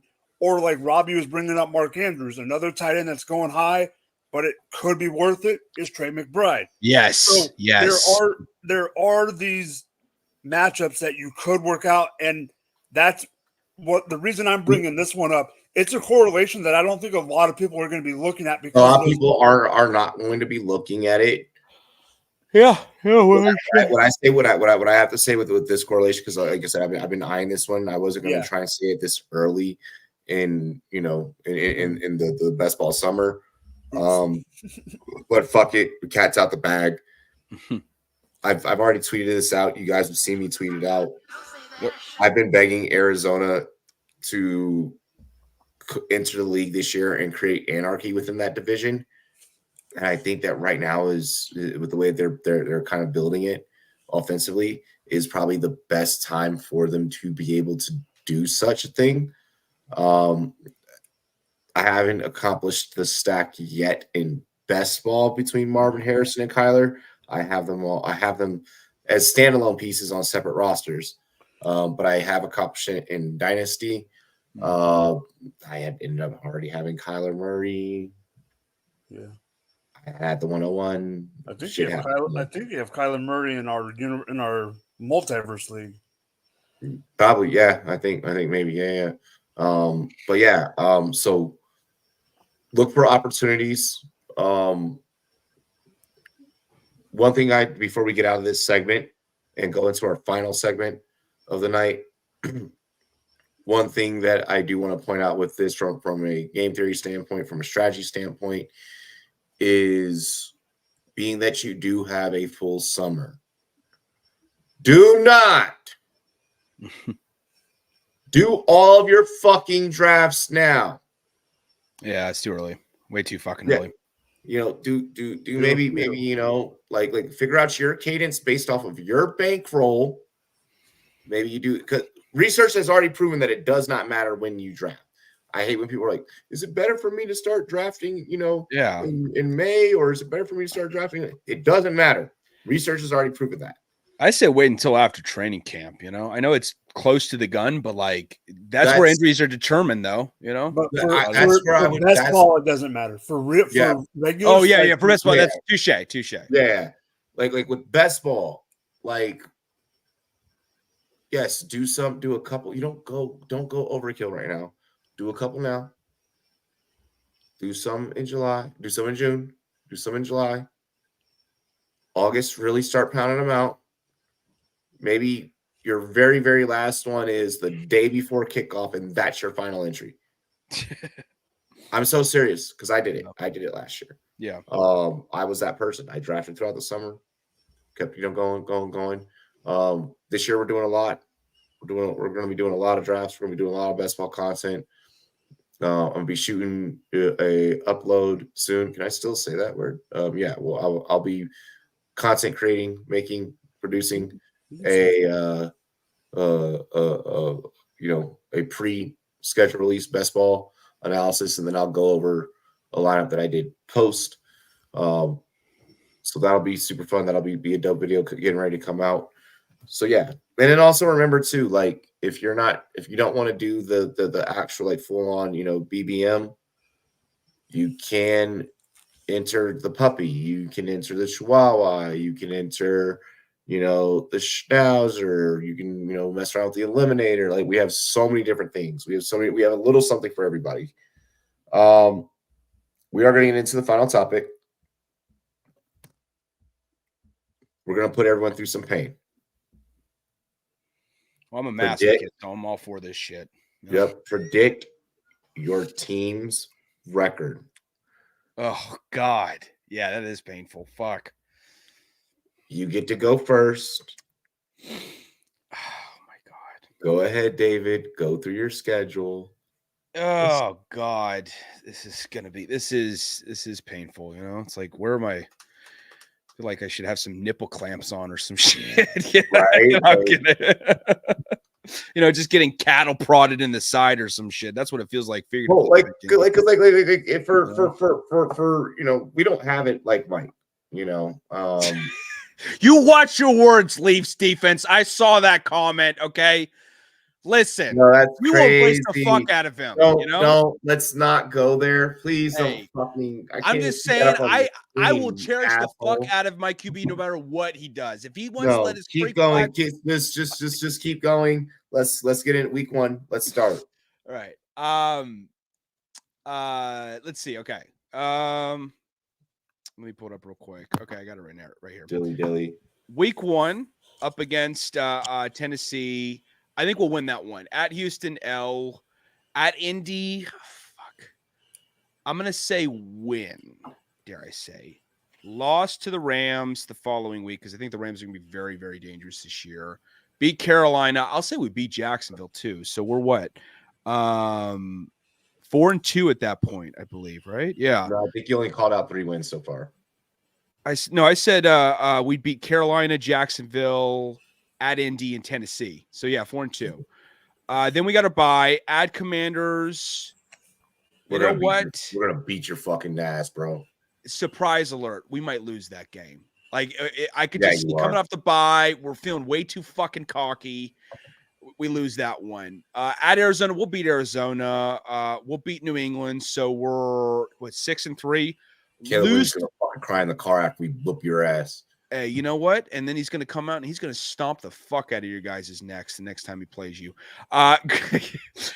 Green Bay, I think we'll lose that one. Minnesota will win that one. So we're what? What are we at that point? If I can do my math right. 4-3, or 4-2, 4-3, 5-3, 6-3, 6-4, 7-4. We're 7-4. Lose at Detroit, 7-5. At San Francisco, lose again, 7-6. At Minnesota, beat Minnesota, 8-6. You're not beating Minnesota. Lose to, I think we are. I think Minnesota got hilariously conned in the NFL draft.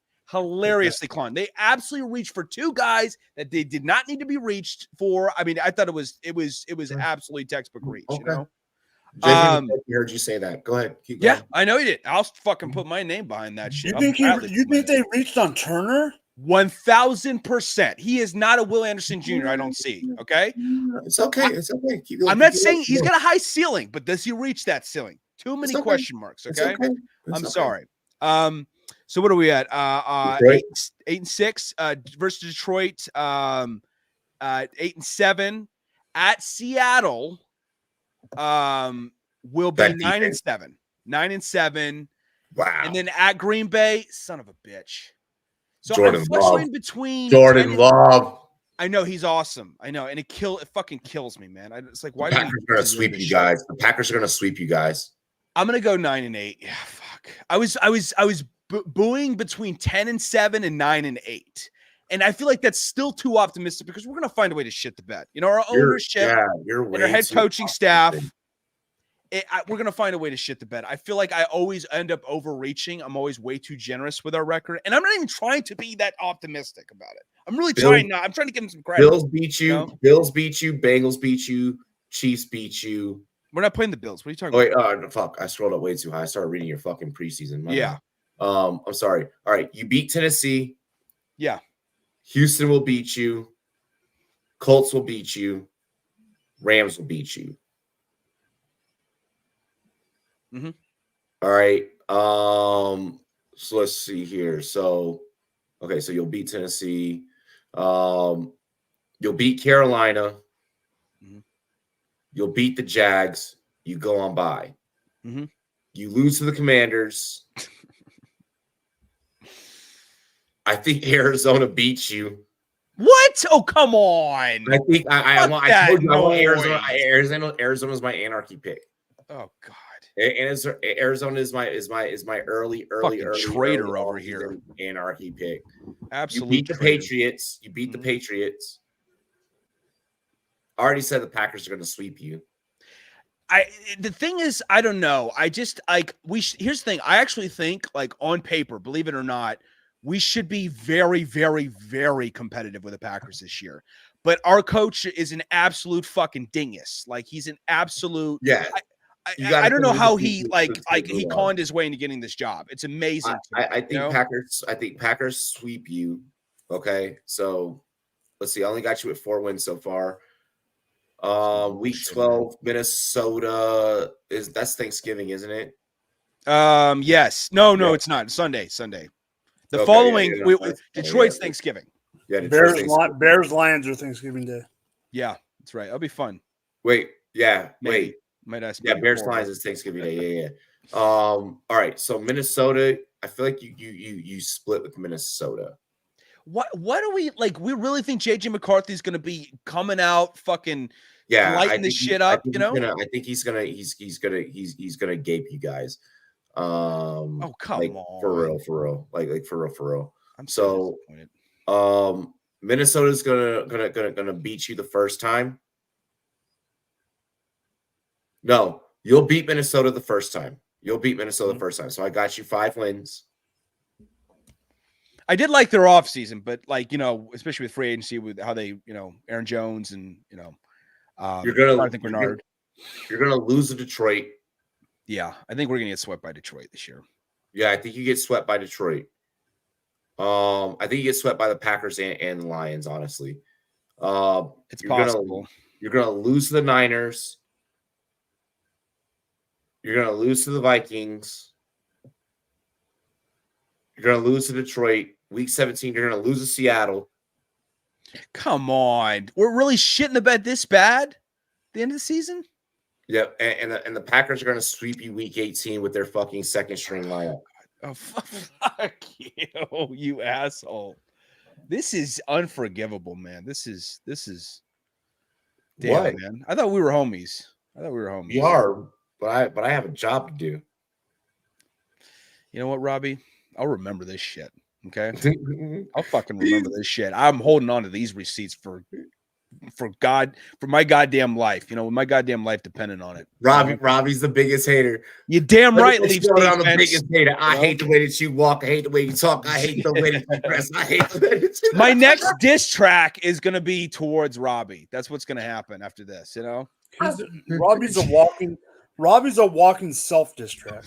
And I'm gonna take that's the thing too, like with Kendrick and all these diss tracks and all that stuff. Where I swear he's going after Drake. He's gonna start calling Drake like even things he's not. You know, like his next track is gonna be like Drake's a gay midget or something like that. And that's what I'm gonna channel towards Robbie. I'm just gonna start making up shit and say fuck you. Luckily, the beef is over. You know, Mike. Mike. Yes. Your Kansas City Chiefs. Let's do it.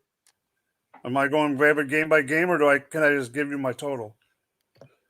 Whatever, either or. If you have a total straight up, like yeah, go for it. I think we're going 12-5. 12-5. Yeah, that's safe. I think that's like bare minimum what you. I think it's 11-4. I think it's 11-4 or 12-5. I'm just afraid of a couple stretches of toughness. 11-4. You mean 11-6? I mean, yeah, 13-4, 12-5. Oh, 13-4 and 12-5. That's what I meant. That's what I meant. You guys had a fucking kick-ass draft. Like it's literally like I could see the Chiefs having like going off to like a cold start like the first 2 weeks. Like I think we're splitting. Yeah, like maybe like the Ravens like get the best week one.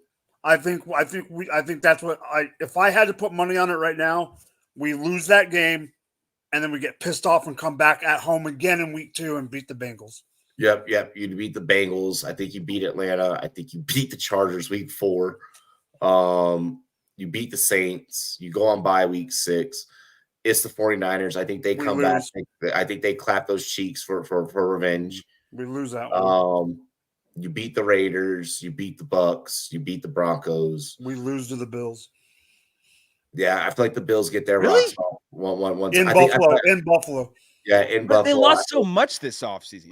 But the Bills, because of the history between the two teams, I feel like they get their rocks off one quick time. Mm-hmm.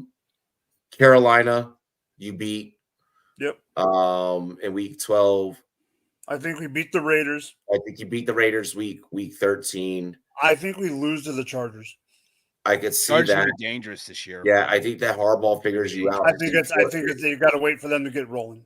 They're going to get that defense going. Herbert, they're going to cook some shit. Yeah, up. I think that Harbaugh takes the information that he learned from face you guys in week 4. Yep. Applies that later in the season in week 14, whoops y'all's ass. He knows what he's fucking doing. I think that you beat the Browns, you lose to the Texans, you beat the dog shit out the Steelers and the Broncos. Broncos is going to be iffy only in the sense that depending on hear me out. It's depending on if you have to play your starters. It depends on the road. Yeah, exactly. It's on the road, and if we don't have to play them all, we can lose it because Peyton's going to have to be playing his guys. I don't think you guys beat the Texans. I think Texans pull a fast one on your ass. I think the Texans win that one. Mm-hmm. That's even though you're hosting them. It's a 50-50.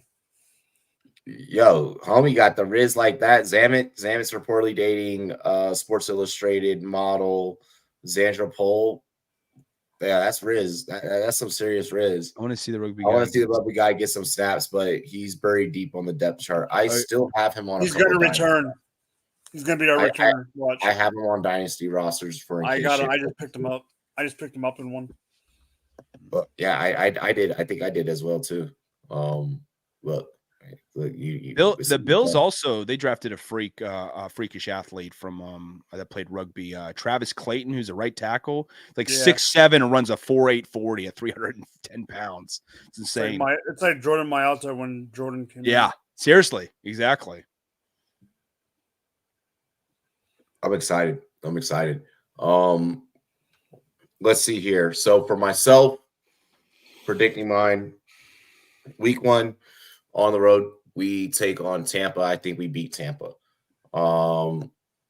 We face the Giants. I feel like we beat the Giants. Bengals, we lose. Cardinals, we win. Browns, we win. Bengals, we lose. Cardinals, we win. Browns, we win. Ravens, we lose. Panthers, we beat. Chicago, we dog walk. Oh, come on.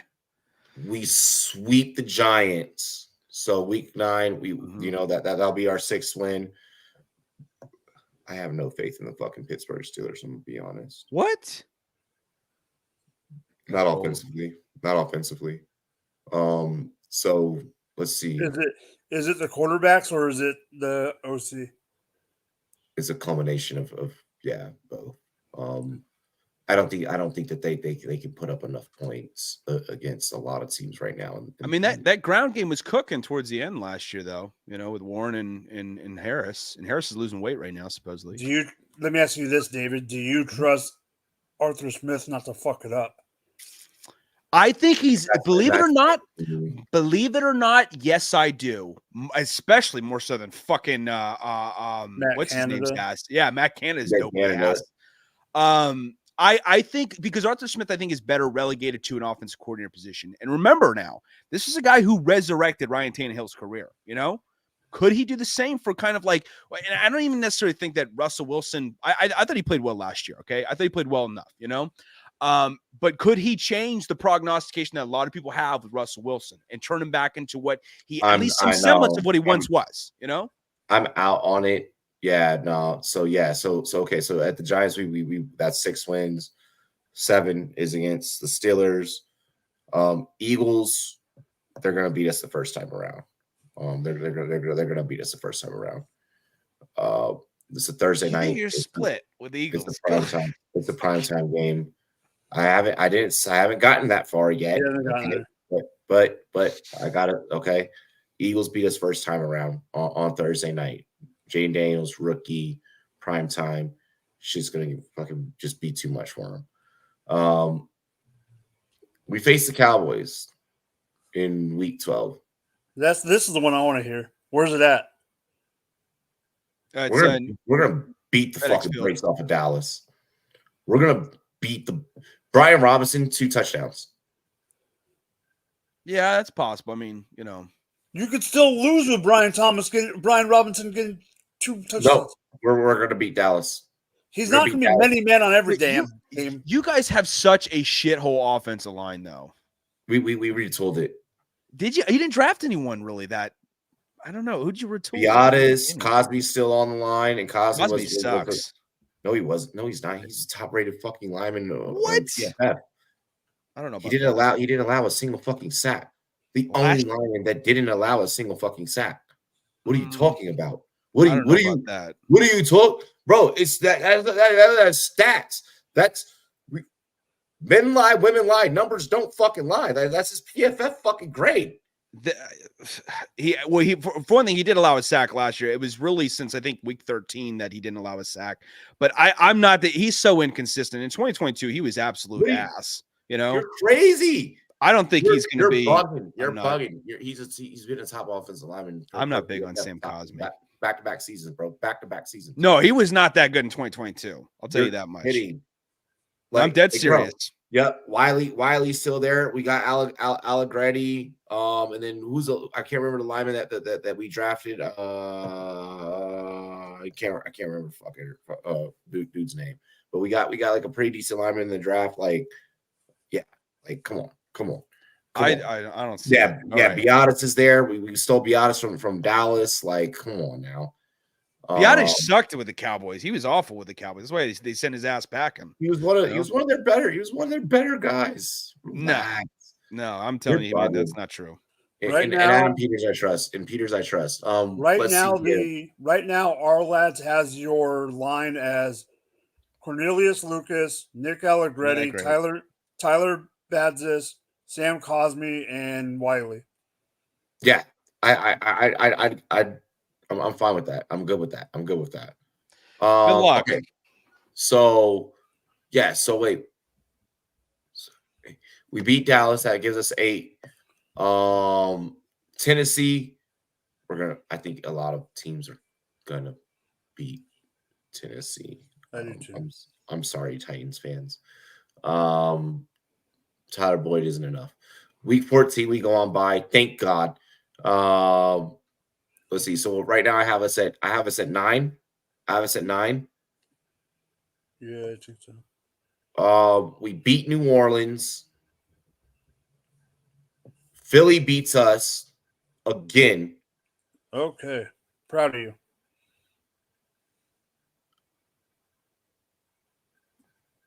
We beat Atlanta. We lose to Dallas, but still get in the playoffs. The reason that we lose to Dallas in week 18 is because we're going to rest everyone for the wild card game. So you think you're going to have it sewn up before you go into week 18? Yes. I think that's hella bold. I don't know. I just don't see it. I mean, you let go of Montez Sweat and Chase Young had already left and all that stuff. But I am big on Jerzon Newton. When you drafted him, Johnny Newton is fucking dope. I think he's awesome. But is he going to play on the edge? Because he can't play in front of Jonathan Allen or Deron Payne. I don't know. I just think that Jane Daniels goes through some growing pains, especially because you don't have a wide receiver 2 identity yet. We think it's going to be Jahan Dotson, but like, he didn't really show up that much last year. I was a little frankly disappointed about that. I just don't know. I think the offensive line's kind of go back to it'll be better maybe than last year. But I don't know if that's saying that much. I don't think they're going to be a top 10 offensive line, top 10 unit. Cosmi may have played better last year, but he's inconsistent. I think best case scenario. Yo, Sanat's gonna be a thing. Ben Sinnott was a dope pickup. That was a dope pickup. I like you guys' draft a lot. I just don't know if everyone's gonna be ready right out of the gates. We ready. Hey, we coming. You said last year. Like Prime said, we coming. 10 years from now. No. Yeah, Newton does have a little injury that he's kind of just got to get some surgery on. But from what I'm hearing, he should be ready by week 1. So I mean, that's good to hear. That's really good news. Yes, I do have Tyson Fury beating Yeesh tomorrow night. I saw the comment over on Twitch. Leaves, you're bugging. I'm not ready to let go of let go of Fury's greatness yet. Fury's an amazing fighter. He's an amazing boxer. So he keeps spelling him like furry, like he's a furry fucker, Dude, hey, I'll look. DM me after the fight. We'll chop it up. We'll chop it up in the DMs. Me and Robbie. He is a bad man. He is a bad man. Huh, Robbie? Huh. Remember the day that me and you met our furry in the hotel at Canton? All right, you can't just say it like that. We had a friend. What were the dressed up terms? Bro, Had a friend all right, dressed up- hang on, stop. Let me just explain it because, the more that you begin explaining it, the worse it fucking sounds. It's Look, not that bad. This was a we made Craigslist Troy- casual we made- encounter, I'm Troy guessing, King, right? We made You Troy know? King dress in a fucking furry costume and walk through the hotel lobby. Looking back at it now, It's hilarious. He's like, I've had to do some reflection on this. it was hilarious, but that was probably the most pause-worthy shit that has maybe ever happened at a fantasy football expo. That put the fantasy in fantasy football for damn sure. That's great. Yeah, Tuesday. Fuck. All right.